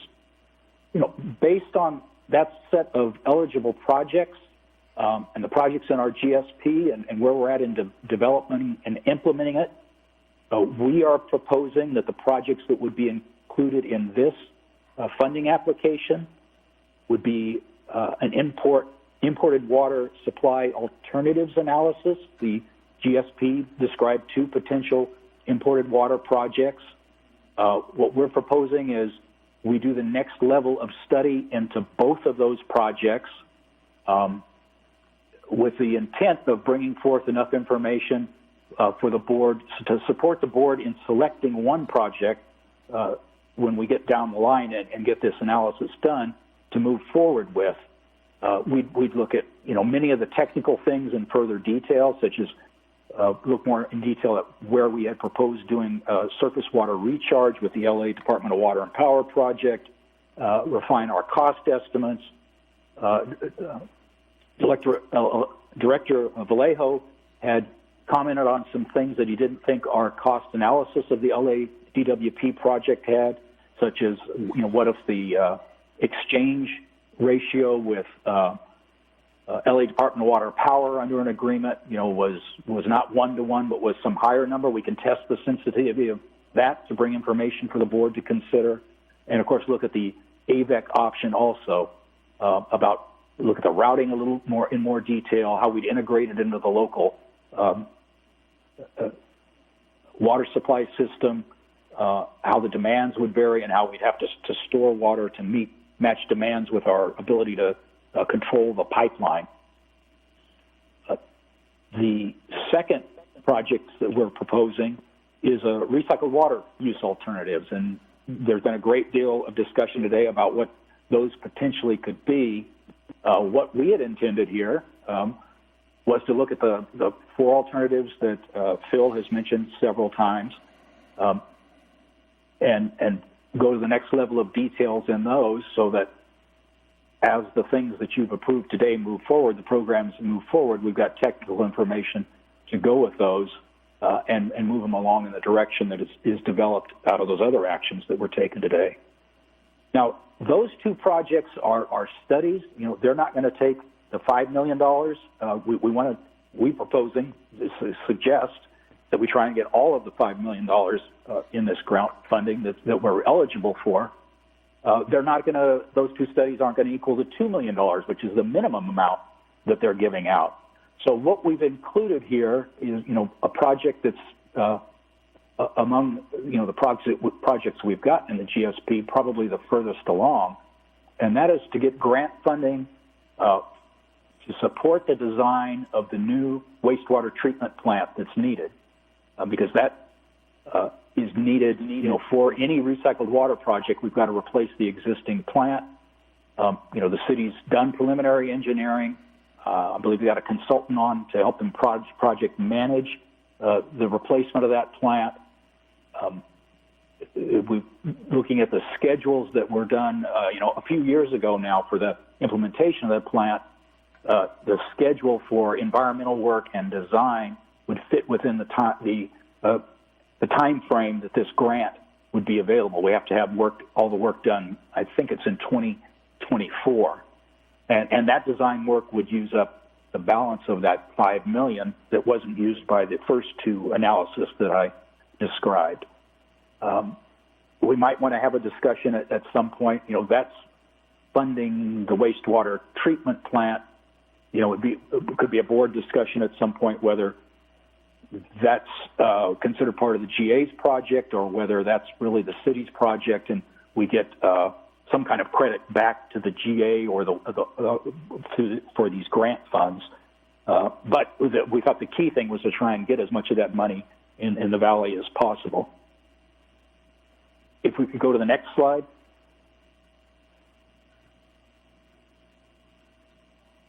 So I've got just a listing of all the things we have to put together in this application. Work plans, schedules, budgets, based on our experience with the prior Prop 68 grant and the Prop 1 grant, and this is not as big an effort as the Prop 1 grant was. That was a really big package to put together. We're thinking we can do this within a budget of $45,000. There is a budget in the Groundwater Authority's 2020 budget. There's an item for evaluating grant opportunities and preparing an application. There's a $50,000 budget in the 2020 budget for the GA. And lastly, the round two, the next opportunity, is anticipated to come up in the spring of 2022. In the board package, if there's a requirement for the application that there be a board resolution authorizing the general manager to sign a funding agreement and to submit the application, if funding is offered, that's required to go with the application, and that's in your board package today for the board's consideration. Jim Worth did the review of that. If there's any questions on the resolution itself, and with that, I'll take any questions that anyone has on the grant opportunity. Any questions? Yes, I think we have one. Jeff, this is Steve. You might just make it clear exactly what you were asking the board to do today. Thanks, Steve. I don't have the motion in front of us, but basically to authorize us to prepare the application. When we get to the action item, authorize Stetson to prepare the Prop 68 implementation grant and adopt the attached resolution. Thanks, Scott.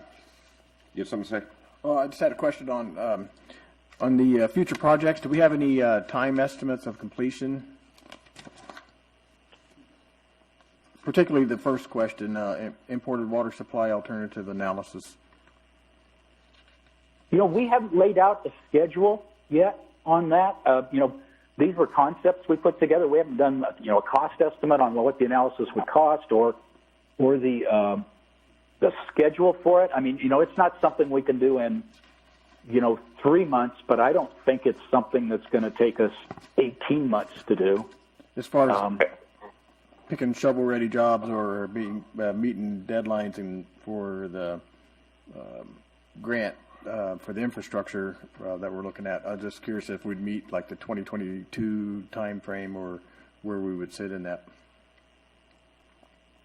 Well, we certainly, we would have that analysis done by the 2022 time frame. For the second round. Correct. The director's referring to the federal funding, I think. Yes, through the NDAA and the DCIP. Yeah. Now, this really is the next level of information we would need. We would come out with, what's basically won't quite be a preliminary design report. It'll be a little bit more than a conceptual design report for each project, which will have a lot more detail in it than we have now. Director Hyman, this is Steve. Another answer to the question, too, is that the preliminary budget, work task and budget 2021 includes work on that decision-making process for the imported water project. So this would help fund that, too. And we had planned on working on that in the next calendar year anyway. Okay, perfect. Thank you. Perfect. So, any other comments? This is John Blair. I have some comments, but I think we should probably hear from the public first. Oh, thanks, John. Appreciate it. Public, any comments from the public?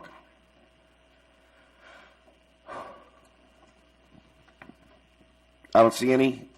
Gary, do you agree? There's none from the public. We'll close the public hearing. John Vallejo, over to you. Yeah, I'm not going to be saying anything I haven't said before. I think we are wasting our time, efforts, energy, and money if we are going to continue to explore the quote-unquote LADWP project. I am still unclear what we think that project is, given the fact that LADWP has said they have no intention or interest in an exchange project with us. They have a potential interest in a banking project which won't actually address the Indian Wells Valley groundwater basin's needs. There's now on tape in record from a recent meeting we've had with LA, a public agency meeting, Rich Harrisek saying that he has not heard of any conversations going on between the Groundwater Authority or the Water District and LADWP because nothing is important enough to bring up to his attention. So there's no movement in that regard. And if LA is still not on board, which they aren't, why would we be wasting time, money, and efforts with a project that's not going to happen? So I think we should amend the resolution to focus it on the actual viable project where we have an interest from the other side of the party, or the other party, that would be the AVEC project. And I would be supportive of this item if it did that. I currently don't support wasting our time, effort, and energy and money on studying a project from LADWP that's not going to happen. Thank you, John. Any other comments? Yep, I'm sure the finger over there is there. Go on. I got it. Yeah, you usually hear me click my button. I respectfully disagree with you, John. I think it's the job of this GA to find the most economical way to solve our issue. It may not be possible, but it needs to be continued to be looked at because I still stand firm that you keep pushing the AVEC project. But even if that was to be paid for entirely with grant money and funds from somewhere, we still have around $11 million or more a year that it's going to cost this community at a minimum. People need to pay attention to the size of our community, what we can afford. So I think it behooves this GA to continue to explore all possibilities and then bring it back for discussion when all those are in front of them, including cost to produce something as well as what it's going to cost the citizens of this community. Thank you. Thank you. Any other thoughts? I need a motion. Do we need a motion? It's Yes. yes. I'll make a motion to approve Resolution 09-20, submitting an application for new Prop 68 grant funding. I have a motion. Looking for a second. Second. Roll call vote. Vice Chair Hayman? Aye. Chairman Gleason? Aye. Director Kaczynski? Aye. Director Page? Aye. Director Vallejo? Nay. Next item is board discussion for a vision plan for 2035. Steve, over to you. I don't think this is this is Vision 2025. I think maybe Phil maybe has something to add on this. I think in our pre-meeting we were going back and forth, and for some reason I wrote Steve on this one, and I'm not sure why I wrote Steve. Go on, you can add lib. Yeah. So this has to do with our April's all over it. The well mitigation comments. And do we handle it here or further down in well registration update?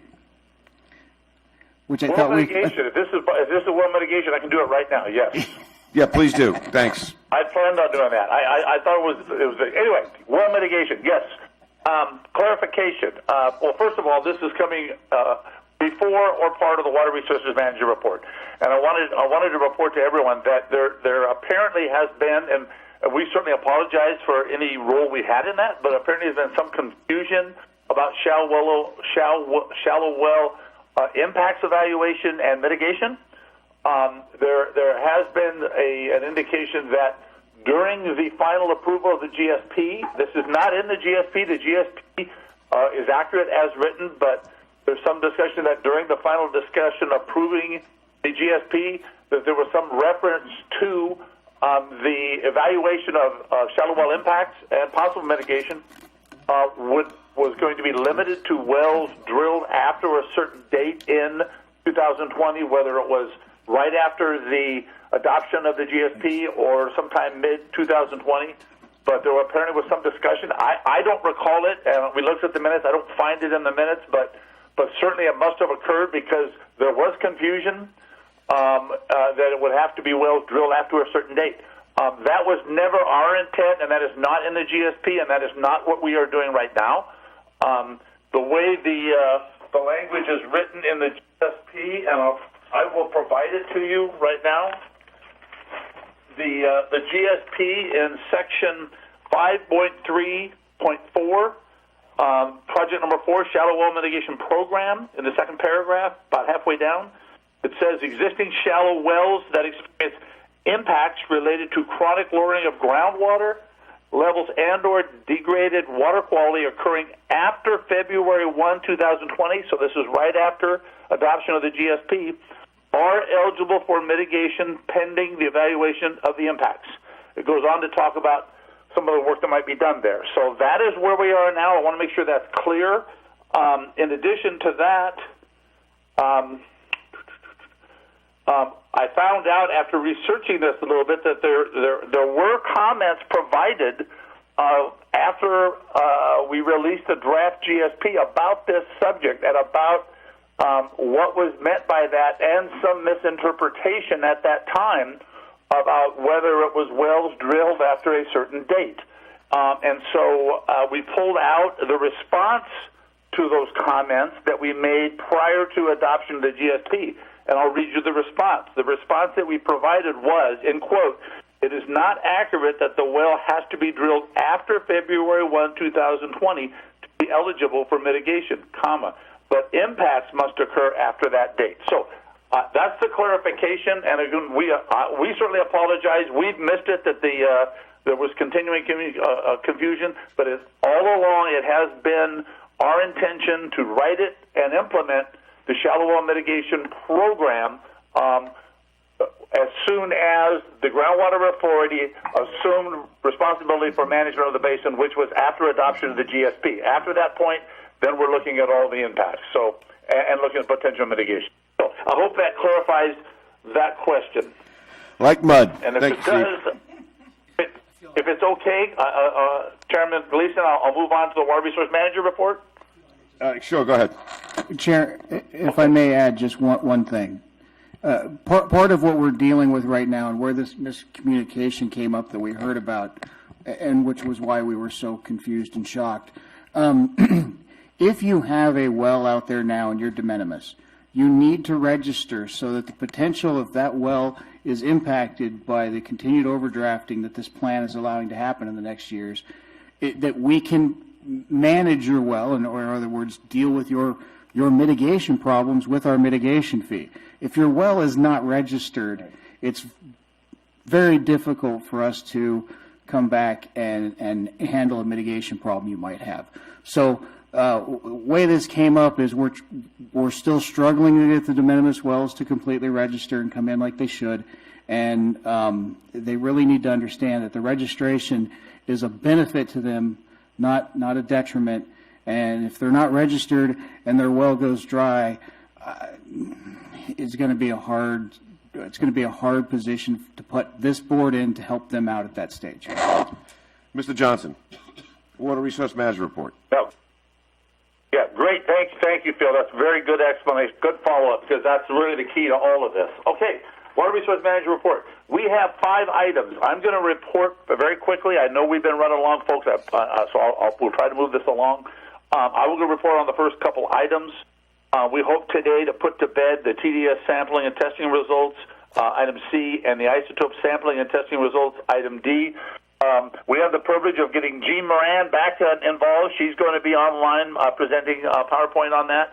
She will also present on item E, the TSS agreement and the status, and she's also going to provide some information related to the monitoring of water levels, water quality data that's going on in the basin right now in relation to preparing the authority's annual report that is due in the spring. So it's not on the agenda, but she's going to provide an update there too. So I will start with the Prop 1, and I think there should be a PowerPoint up for Prop 1 status. There is, and we're looking at it. I'm going to go ahead. Okay, Prop 1. First of all, Prop 1 is the original grant fundings that the authority was able to obtain from DWR. We're looking at invoice number 6. I'll give you a little bit of the outline. It covers January through March. It's overdue. We're waiting on DWR for some time on this. The total payment after retention is a little over $40,000. It was submitted in late May, which was on time. We did get responses. We got questions, which we always do from DWR staff, about format or information. Final responses were provided back to DWR back in August. Follow-up, and I want to thank Don and April for following up. They're helping us to follow up with DWR, with Jennifer at DWR on the status of the releases of funds. But back on October 15th, we did get information from Jennifer indicating they had reappropriated the money and released the funds. We still didn't see anything happen. Finally, we got a notice on November 13th that Jennifer had put in a request to expedite the funds because it was still being held up.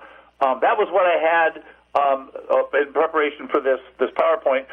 Just today, I believe it's just today, Don, we did get an email. Don got one. I was copied from Jennifer indicating that that a warrant had been issued for the release of the funds, and she said they should be releasing those funds within the next week or 10 days, possibly. So things have moved on there. Invoice 6 seems to be tracking. We should get a payment there. Invoice 7A, that is really invoice number 7 for Prop 1. I'll talk for just a minute, in just a second, about Prop 68, which DWR has now determined that we're submitting them all as follow-up to Prop 1. So you'll notice there Prop 7A is Prop 1, so that's after invoice number 6, we go to number 7, so number 7A is the Prop 1 invoice, and then 7B is the Prop 68 invoice. Both of those have been submitted. The report on those are very simple, very similar. Both cover periods April through June of 2020, although 68 goes back a little farther, some past cost. Total payment for 7A is almost $100,000, roughly $96,000. Again, we submitted that invoice back in late August of 2020. Progress reports were combined for Prop 1 and Prop 68, so there was one progress submitted that went in with the invoice. Late October, there was a request, very simple request really, from DWR wanting more information about the formatting and the references made to tables in the submittal. No new information, just clarification which tables were added. That information was provided back on November 11th. So we're still waiting for more information on DWR. Jennifer indicates that they are working on it and processing that invoice. Next invoice is due at the end of the month, and we are working on that now. For the next PowerPoint is Prop 68, which is actually invoice 7B. That invoice, you recall, that invoice was for almost $250,000. It was actually covers period February 2018 through June 2020, so it's a lot of our past costs. It helps a lot to get these past costs covered. Almost $250,000 was submitted on August 29th, same with the other invoices altogether. Again, they requested more information on references to tables. That was provided on the 11th. And the next invoice for this is due on November 30th. So very similar on the invoices. We continue to communicate with DWR, as does Don with April. Communicate with DWR to get information on when they're going to release the funds, because we are quite a bit behind now on DWR. I don't know what's going on at DWR. I imagine COVID is having some impact on their ability to process these things. But Jennifer is fully aware, Don has made her fully aware that we are in need of these funds and we are waiting for these funds. And we have an update for you, Steve. We have an update for you real quick. Okay. Steve, this is Don. Okay, then I'm... Coincidentally, just this morning I received the invoices for 7A and 7B. I signed off on them, and Jennifer got the appropriate approvals through DWR, so those have been all signed and authorized. Right, that's awesome. That's really good. That's huge. Great. That's all I have. I think we should just move on into item C, so we can keep this moving. Thank you. I think item C is probably Jean and or Jenny from DRI. It'll start with Jean, and then Jenny will be, hi. Welcome back, Jean. And Jenny will be after, thanks. It's good to be back at an actual presentation. I have been up there, though. And you'll see I have a picture in one of the slides that I was up there to document it. So I'm going to talk about three things in the next 5 slides. The 2020 groundwater monitoring program tasks. This is managing the groundwater data, collecting and managing that data for the year 2020. Then I'm going to have a few slides that just summarize some of the findings of the 2019 water quality sampling. And that was the report that went in as a draft in August and will go in as a final in December to DWR. And it was reviewed by TAC members. I think we got 4 or 5 sets of comments. All were very good. And then I'm going to have a last slide on the technical support services, shortened to TSS by most people in the DWR and Bureau of Land Management realm that I'm working with. And this is for something we started talking about 2 years ago. It's the El Paso multi-level well. And I'll go through what its status is and also an update of wanting something to take place in December. The next slide. So I know there's a 22-second delay, so I'm going to start talking on the next slide, assuming that you got it before I see it. So the 2020 groundwater monitoring program has a number of items in it that were laid out in the GSP. So clearly it's the groundwater level monitoring. Currently there are 158 wells that are in the program that KCWA monitors with the help of the Navy. 60 of those wells are on Navy property, and the Navy typically monitors them. In spring, though, and also in fall, we've had limitations due to COVID.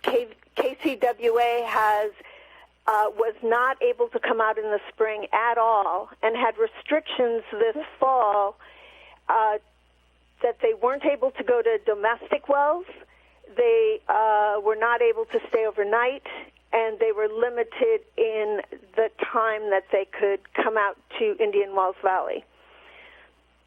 So let's first start with 2020. Searles Valley Minerals allowed one of their, as in-kind service, gave us one of their water techs to go out and measure 18 wells. And then Jade Zimmerman at the Navy measured an additional 24 wells.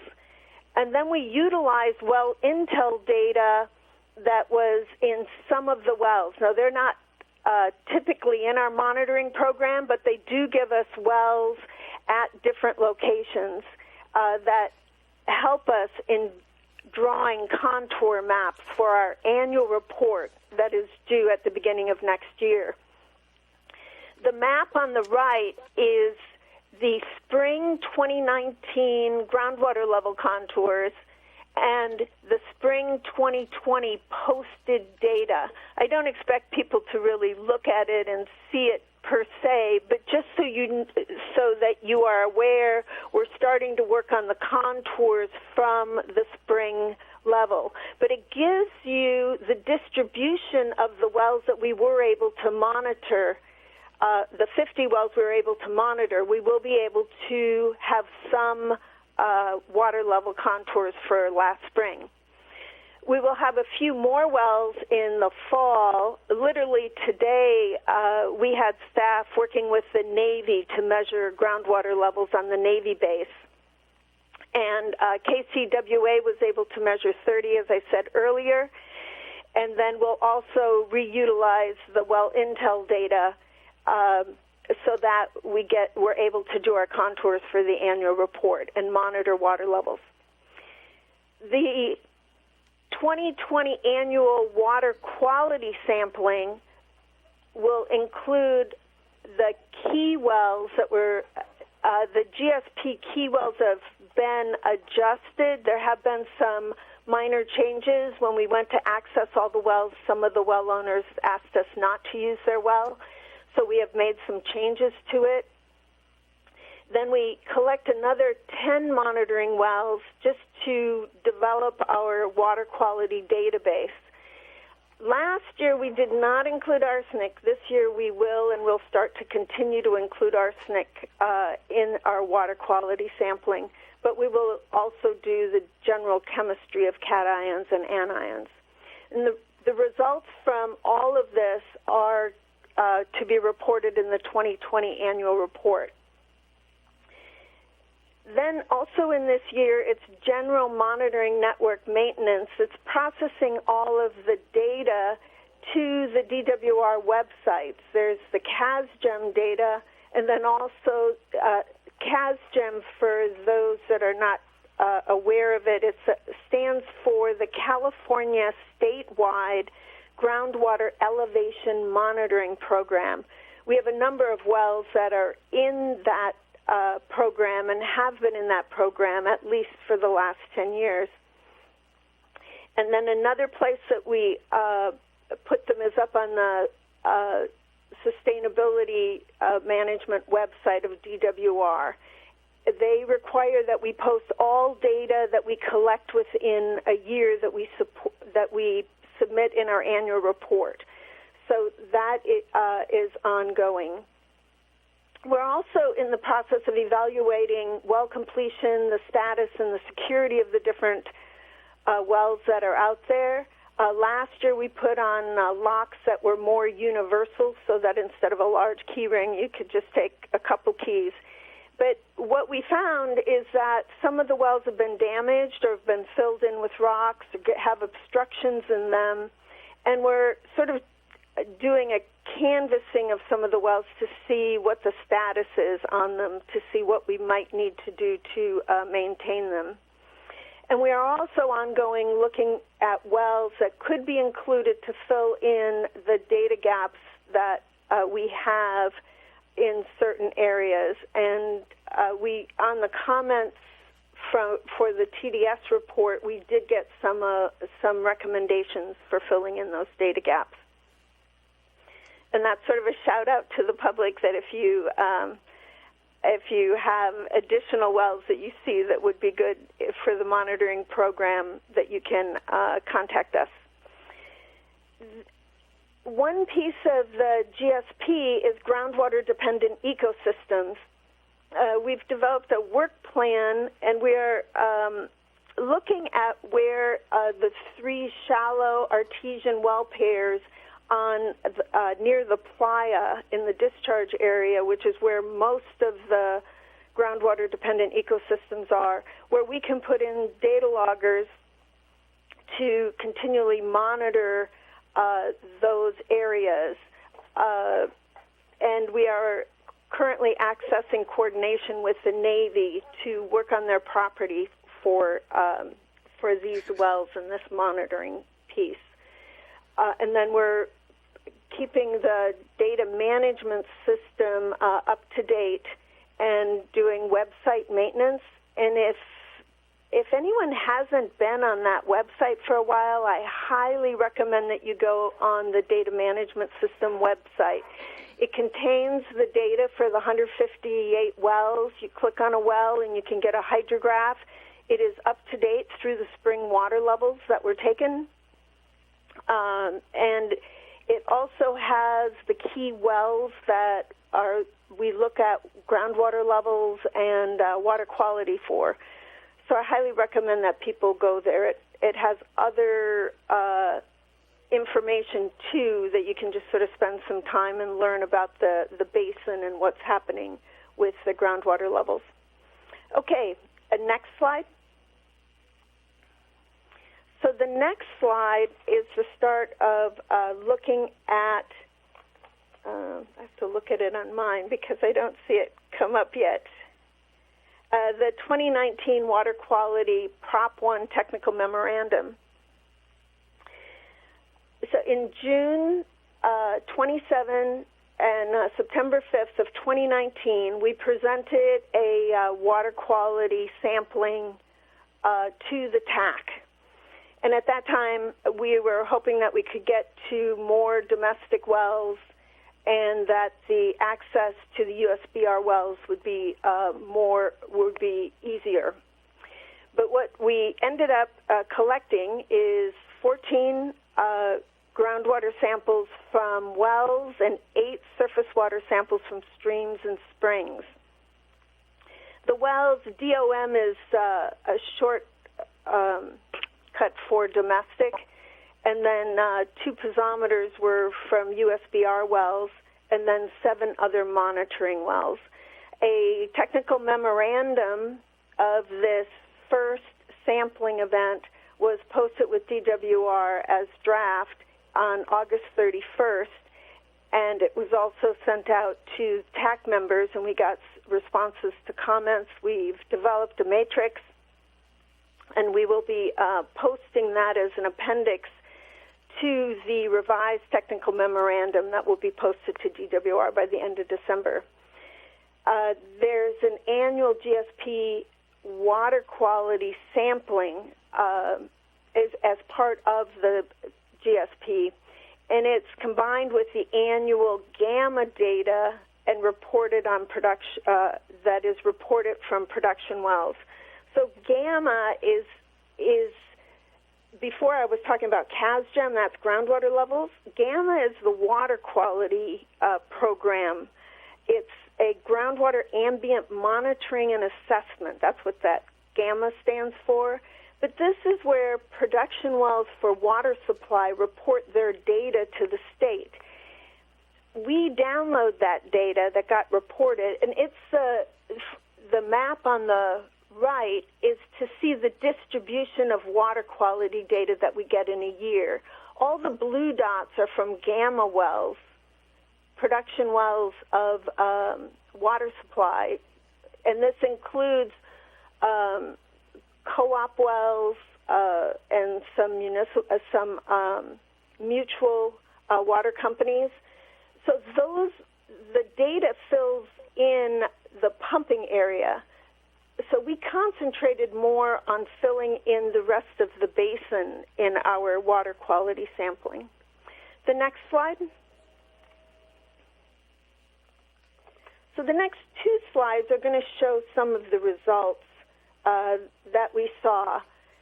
One of the when we were talking about TDS in the report in the GSP, we said that what was missing is trend data. So we will start collecting water quality each year to start seeing if there is a trend or how the groundwater quality is trending. Of the 14 wells that we sampled, only 7 had historical data. The secondary maximum contaminant level for drinking water is 500 milligrams per liter. And typically, you wouldn't, you start tasting saltiness as you go up toward 1,000, and you wouldn't really serve water over 1,000. 1,000 would be something that you might use for stock water, but you wouldn't use it for drinking potable water. The the graph on the right shows total dissolved solids along the left axis, with 500 having a red mark by it. So anything from 0 to 500 is good drinking water. Then the timeline is on the bottom from 1950, when we have a sample for Charlie Tower, to 2020. Now, this is not all the data. All the data was presented in an appendix to the GSP. This is just looking at the 14 wells that we collected water quality from, and this is the 7 wells, a subset of those wells that have historical data. When there's just 2 data points, it's hard to develop. Though it looks like you could start developing a trend, it could be different sampling methods. It's much better to have multiple measurements before declaring a trend. But the Charlie Tower one, which is close to the playa on the map, it's the furthest one to the northeast. It has a trend that sort of ranges between the high 600s and bounces almost to 800. But where it is at currently is about, it looks like 740 on the map.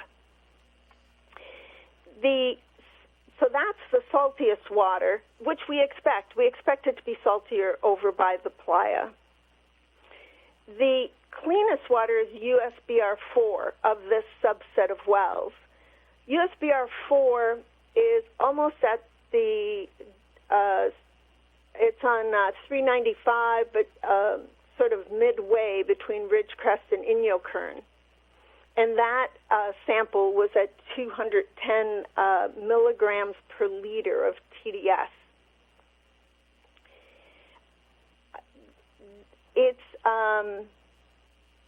This is just showing that we need more data over time. We have a lot of, it does show an aerial distribution where the TDS data closer toward El Paso Basin has lower concentrations, and there's medium concentrations in the 540, 530, 440 in the northwest area.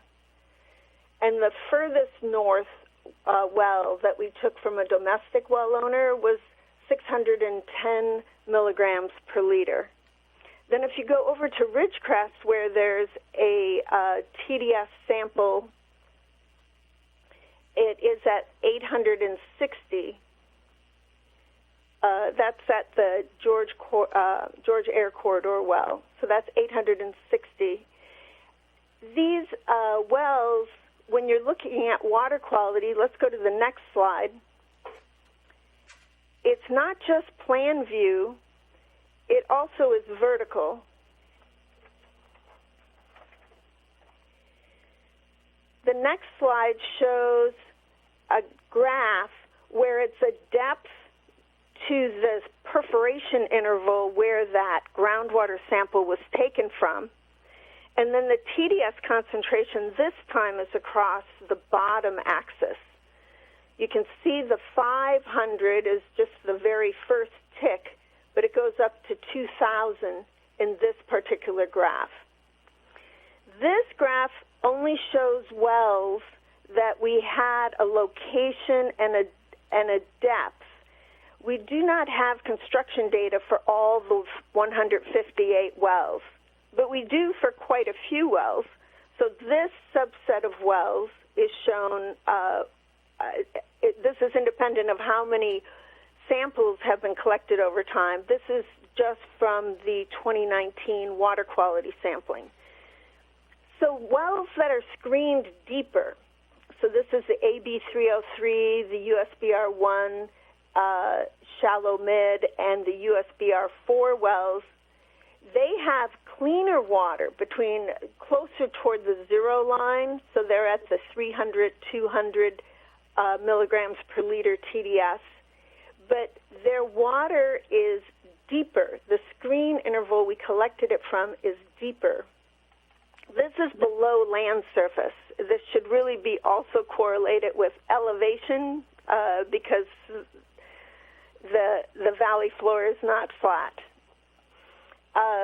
But this gives, at least for illustration, it allows people to see that there's less TDS in some deeper water, and where those three wells are further in the southwest area. The green dots are for 3 domestic wells that we had screen intervals for, and that's they're roughly at 400 milligrams per liter TDS, and they are located. Let's see, 3-1M, mostly in the northwest area. The brown that is at the top, and they're shallow wells, relatively shallow for this basin. They're 200 feet or less. those are mostly on the Navy property, and their TDS has a multiple range from just under 500 all the way to almost 2,000. The 1900 TDS that was shallow was from a relatively new well, and it's close to the west fence line, called 5K1. It's a CB well a CB well that was drilled in the last couple years. Next slide.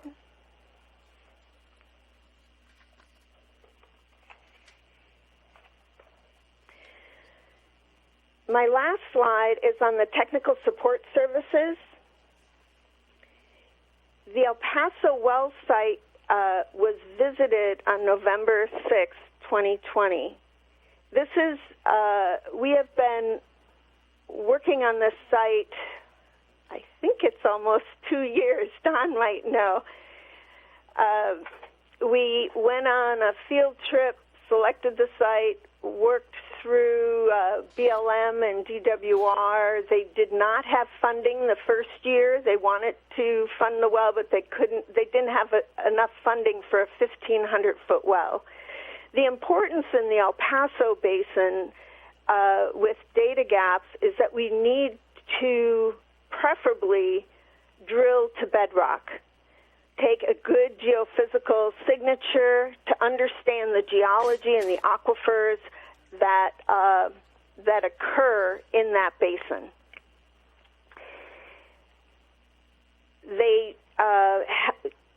Their bid for drillers this year required that the driller be able to drill at least 1,500 feet. The plan is for drilling the borehole that deep, looking at the geophysical log, and also collecting sediment samples as we go down, install 3 nested 3-inch piezometers, and we've estimated depths based on USBR 1, which is in the same basin, and that would be 320 feet, 820 feet, and 1,320 feet for these wells. But the final depths will be chosen looking at the geophysical log where the best place would be. DWR is drafting a contract, or an agreement actually is what it's called, to lay out the GA's responsibilities and DWR's responsibilities. DWR would pay for the well drilling, the installation of the well, the water required, the soil disposal, the geologist and the engineer that would be on the site at all times, the well development, basically the full package. They also will supply us data loggers to put into those wells. And what this agreement, we've only seen a draft agreement. They've been working on the work plan because they need to have a cost put into it from their end of how much this well is going to cost DWR. But a responsibility that they're going to ask for is that that these 3 piezometers in this one nested well get included in the groundwater monitoring program, and that it's maintained similar to the other wells that we have in the groundwater monitoring program. In other words, that we would measure the groundwater levels and that we would post that data as we post our other data. The other piece that they put into their contracts for TSS is well abandonment at the end of a well's life. And typically what that is digging down a certain number of feet below the surface. Actually, first filling those well stems with cement and sealing them, and drilling around and removing the top of the well so that it is below ground surface. But that, it is a well's life, that's 50, 70 years away, as long as the wells are maintained and protected. The next step would be the GA board's approval of the agreement, and we will put that on December's agenda. The anticipated timeline, if the board approves this, is to start the field setup for drilling in mid-January and complete the well installation and development by the end of February. There is, I didn't state, the second bullet is the BLM permitting is in standard form 299. It's been filed, and we went out on that meeting to get all questions answered. What that will produce is a category exclusion and a right-of-way access agreement for this well with BLM. And that's it on my presentation of the status of different things within the basin. Outstanding, Gene. Thank you very much. Anything else, Steve? Nothing I have, but I think, is Jenny going to do some isotopes, Gene? Yes. Yes, Jenny is online. Can we accelerate through this? We don't have a lot of time. Yeah, I understand. Can you hear me? Yes. Okay. And so let's go ahead and move to slide 3. I appreciate whoever is forwarding the slides. This isotope discussion is to wrap up essentially part of the water quality analysis that Gene was talking about. And the reason that the isotopes were being analyzed was to look at things like recharge and groundwater flow paths. And the reasons that we're doing that are to try to develop a better understanding of the hydrogeology in the basin, and also as a way of trying to verify the appropriateness of the groundwater model or find ways to improve it. What you see on the slide that you're looking at now, those blue lines are actually numerical tracing of flow paths within that groundwater model. And on the left-hand side, there are paths that are shown within the shallow aquifer zone, and so those paths start on the left-hand side of each of them and then move toward the discharge area. So it's as if a die was added into the numerical model and followed the water molecules as they move through the system. And you can also trace the amount of time that takes, and you can see by looking at those that they vary between 4,000 and 12,000 years to reach that discharge area. The graph on the right-hand side is the same sort of thing, but this is for one of the deeper layers in the groundwater model. It's a three-dimensional system. This is a deeper layer, and what happens down there we see is that the groundwater flow is much slower, with travel times that vary from 10,000 to 35,000 years. Next slide, thank you. And along with tracing it through the groundwater model, you can actually do tracers within the groundwater system itself through the sampling, and that's what the isotopes provide for us as a way of having a tracer.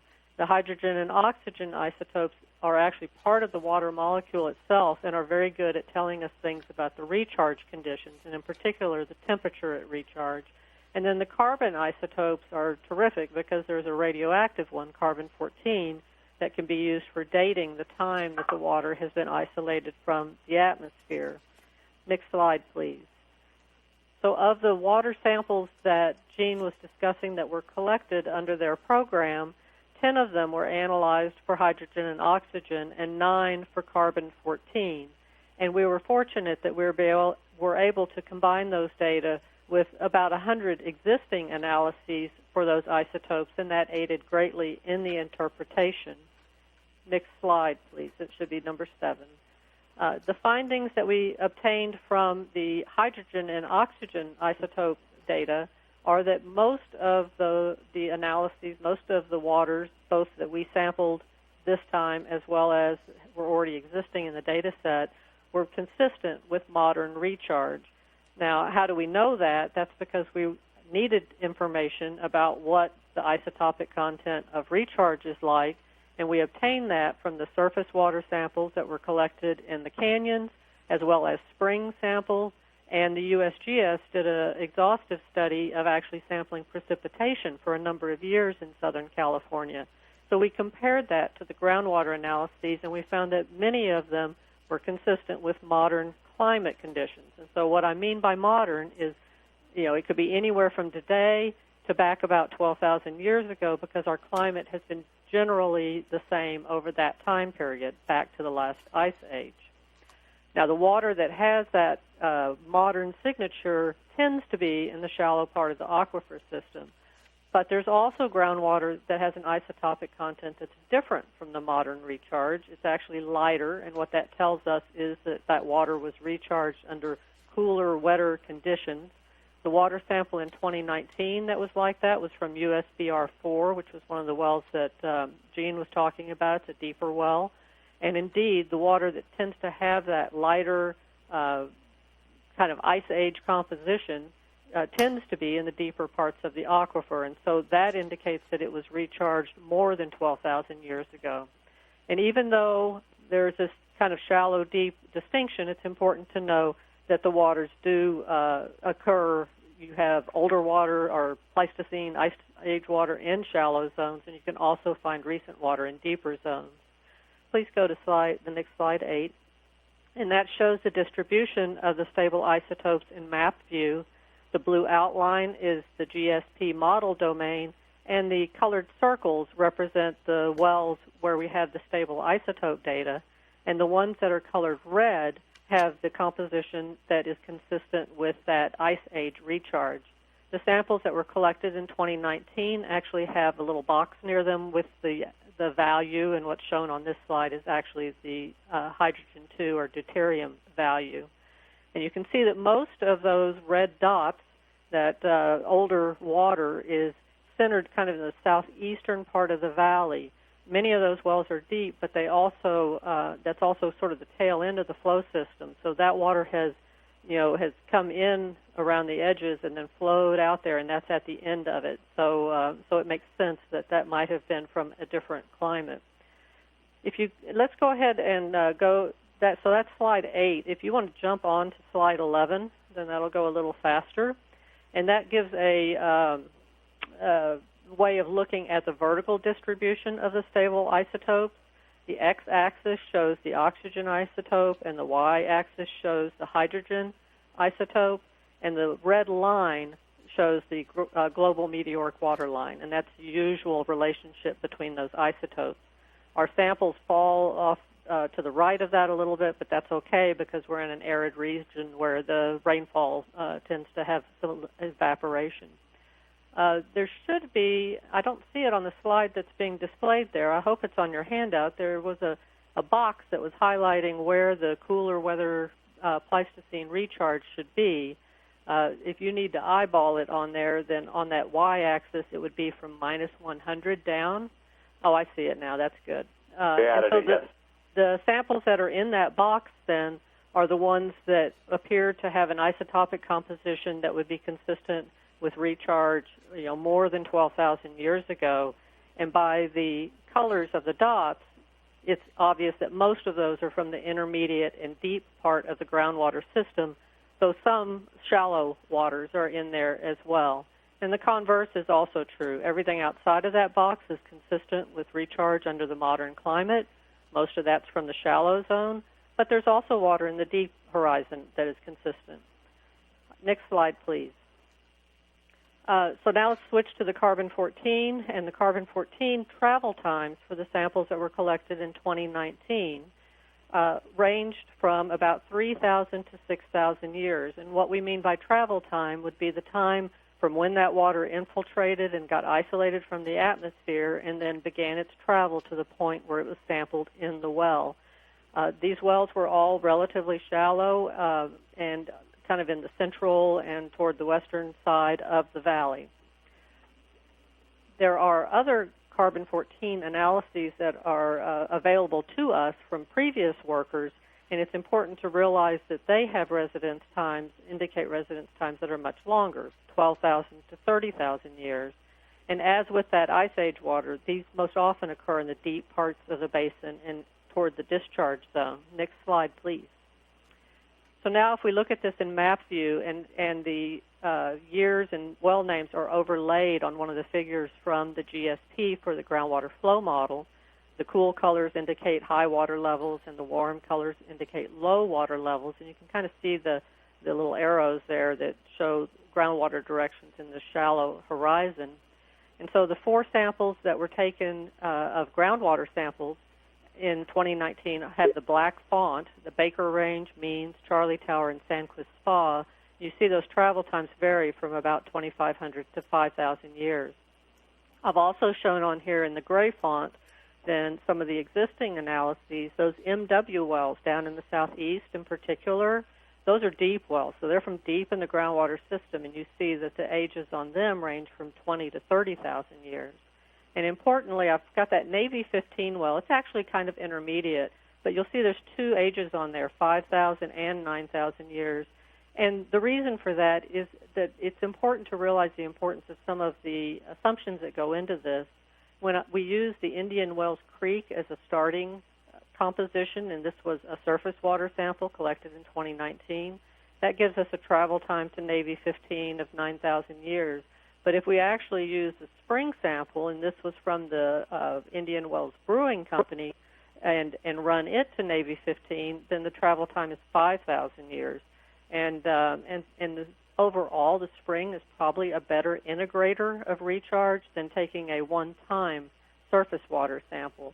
But that kind of range is just important to keep in mind when you're considering these carbon-14 ages. Next slide. So in conclusion, from all the isotopic work, the hydrogen and oxygen is of most of the samples in the basin appears to be consistent with recharge from highlands under the current climate.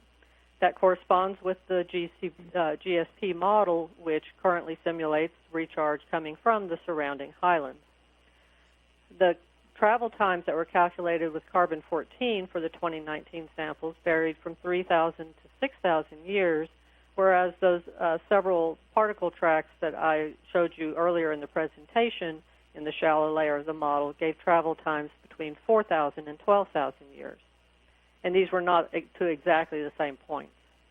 And finally, the carbon-14 travel times of 12,000 to 30,000 years back in the Pleistocene, along with those lighter oxygen and hydrogen compositions that are consistent with recharge during the Ice Age, are characteristic for some of the deeper groundwater wells that are closer to the discharge zone. And additionally, the groundwater flow model shows the same sort of thing with those very long travel times. Last slide, please. All of these results are in a report that is, we hope will be published soon. And it underwent technical review by a number of scientists, and in particular, the comments of the TAC are acknowledged here. We made changes to the report as a result of the reviews, and there is a response document as well for the TAC comments. And I'm finished now. Thank you. Thank you. Steve? I think that's it for us, Mick, unless there's any questions. I don't see any. Questions, so let's move on. Thank you, Jenny and Gene. Yeah, I think we're on to Don. So thank you, Steve. Appreciate it. Let's move on to General Manager Report. Okay, item A, monthly financial report. The account balance of $60,430 does not include the payments that have been received for the month of October, nor does it include the past due amounts that have been collected. Those amounts have not yet been transferred and deposited in the GA account. Those total $124,937.27. So we're around, $185 in the account. As we mentioned earlier, there's invoices 6, 7A, and 7B. We expect a check, hopefully in a week, for 6, but those 3 invoices total another $324,760.08. I just learned a short time ago, we did receive a check. I don't know if DWR is targeting everything for our meeting date, but some good news. We did get a check for $63,174.77. I'm not sure what it's for because it doesn't match any of those three invoices. It refers to an invoice 2 from August 4th, so I'll have to find out what that's for. But anyway, we did get a check today. Item B, Water Marketers Report, Capital Corps. You've got their weekly or their monthly update. I'll just briefly touch on the highlights. Capital Corps' update memorandum indicates that their efforts in October continue to focus on tracking amendments to the National Defense Authorization Act for policy items related to water scarcity and water needs determinations for Department of Defense installations. Formal talks to reconcile competing versions of the NDAA were to begin yesterday. Capital Corps is also active in support of amendments to the Defense Communities Infrastructure Program, DCIP, focusing on resiliency. The letter of support authorized by this board will assist in working toward ensuring resiliency is a top priority when reviewing applications for the DCIP. Of the potential federal funding opportunities for water infrastructure projects, the America's Water Infrastructure Act and Drinking Water Infrastructure Act remain in committee awaiting further markups. Capital Corps continues to monitor those. The Water for Tomorrow Act provides funding for water projects addressing the needs of disadvantaged communities. Capital Corps is working with the Groundwater Authority staff to determine if there are projects that are eligible for these funds should that legislation pass. Item D, Severely Disadvantaged Communities Program Update. Updates are in your packet. Summarize them. Initial outreach by WaterWise Consulting for the Water Conservation Rebate Program began in August and continued in September. It consisted of distributing promotional postcards targeting the communities in Searles Valley and Indiacurn, as well as phone calls to local contractors. The response was disappointing. So a second round of phone calls was made to contractors in October, and outreach was expanded to local churches. There was some interest in the program, but the outreach did not result in receiving any applications. So after conferring with staff, outreach was expanded to 7 qualifying mutuals in the area. One of those formally declined. The low response rate is of concern, so the focus now is to continue with enhanced outreach efforts. The other program, the other Severely Disadvantaged Communities program, is being conducted by Rural Water Association, and they will be completing the leak detection audit of the Indiacurn CSD system this month. The work plan for the communities in Searles Valley has been approved, and they plan to begin those audits in December. These audits may prove a little bit challenging because they've had a little trouble getting system drawings and coordinating with Searles Valley to the appropriate contacts to receive system drawings. They do plan to expand the leak detection repair program also to those 7 qualifying mutuals that were contacted by WaterWise. They have developed a draft work plan that's been provided to Stetson and myself for review and comment. Item E, delinquent accounts. Item D, I'm sorry, delinquent accounts. You have the updated report provided to you by April. I'll just mention that there was $674.06 collected recently. So the total recovered from delinquent accounts as of the 17th of Tuesday was $53,479.11. And well registration, we've had 1 in the last month since the last report. So that brings our total to 111 new well registrations. All but 6 of those are claiming de minimis status. The total number of wells registered now include 130 de minimis and 114 non-de minimis, and those 114 are among 55 non-de minimis pumpers. Is that short enough?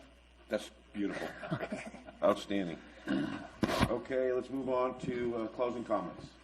Can I have a couple comments on the budget, the financials? Oh, I'm sorry. Yeah, I know I'm at that point too. Go for it. So I'll try to keep it short. The point is I'm sitting here seeing that we have about $185,000 roughly in the bank with $667,000 worth of bills it looks like you have, if you get all the grant money coming in that Steve talked about, including the rest of the Prop 68, that brings us to a total of around $567,000 available. But the point being is, as I understand and I've read in our procedures here, we should be approving a budget for next fiscal year, because obviously we're on a fiscal year, and we should be doing it now. And I don't see one. So my question is, I think this board needs to push very hard to get the budget or budgets, because you'd have one for each of the income, the type of fees that we have, as well as associated financial reports and pro formas for these. Because just looking at this really doesn't tell me a whole lot anymore. And I'm used to always knowing where we are, and I can't tell. So again, I've said it before, that it's imperative that you have a group that works on it, a finance committee, an oversight committee, somebody that helps put these budgets, these financial reports, and the pro formas together, so this board has a clear understanding what money's coming in, what money's going out, and what pot of money is coming out of. And that's my comment. Thank you. Thanks, Ron. Any other comments from the board? Public comment? I think Commander Benson had an update on the COSO Navy project. Before we go to the public, let's have Commander Benson. Yeah, happy to give that real quick. How are you doing today? Good. All right, so just wanted to quickly provide an update for the 21. So the ESB project that was submitted for Rose Valley, the 3 shallow monitoring wells, with an estimated amount of $300,000 was approved. So now we need to start working through the process of how that will be procured and contracted. So I sent a note to Don and Steve Johnson there about what that process was and what the plan was for contracting for it. So we'll start working with them to see how we can get that taken care of.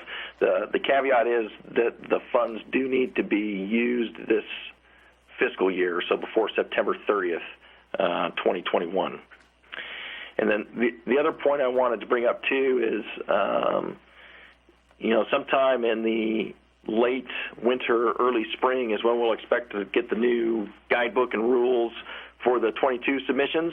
So I just wanted to remind the GA to start thinking about what you were looking at for next year, so we could get started maybe a little earlier than we did last year and not be as rushed. Because usually we only have about a week and a half or 2 weeks to turn around the submission. That's all I have. Over. Thanks, Commander. Appreciate it. You're absolutely right. We're behind the ball already. We got to get moving on that stuff. Don, you done? How about we go to the public for comment? Public caller, you're up. Thank you. This is Joshua Nugent. Can you guys hear me? Hi, Josh. Yes, from Mojave Pistachios. I just wanted to echo a little bit of what Ron said. I'm personally on a board in the Central Valley. We're also, through our office, where we see emails from about 12 different boards. And the normal financial packet that comes out includes an income statement, a balance sheet, usually a statement of cash flows, a check register, and then usually about this time you also get a budget, and the budget packet's usually 10 to 20 pages long. And so just for the amount of money and the size of ground that you guys cover, the amount of acre feet, and the number of people, I would just assume that we'd have more of what I call a standard, financial accounting 101 type of statements. So just in the future, we'd again like to repeat our request that we'd like to see those. Thank you. Thank you, Josh. I agree with you. That's it, Gary? Closing comments. Tom, you got any closing comments? BLM?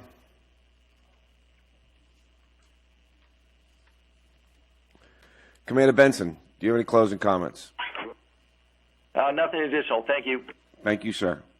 Let's go to Scott. None. Go for it. Goodbye.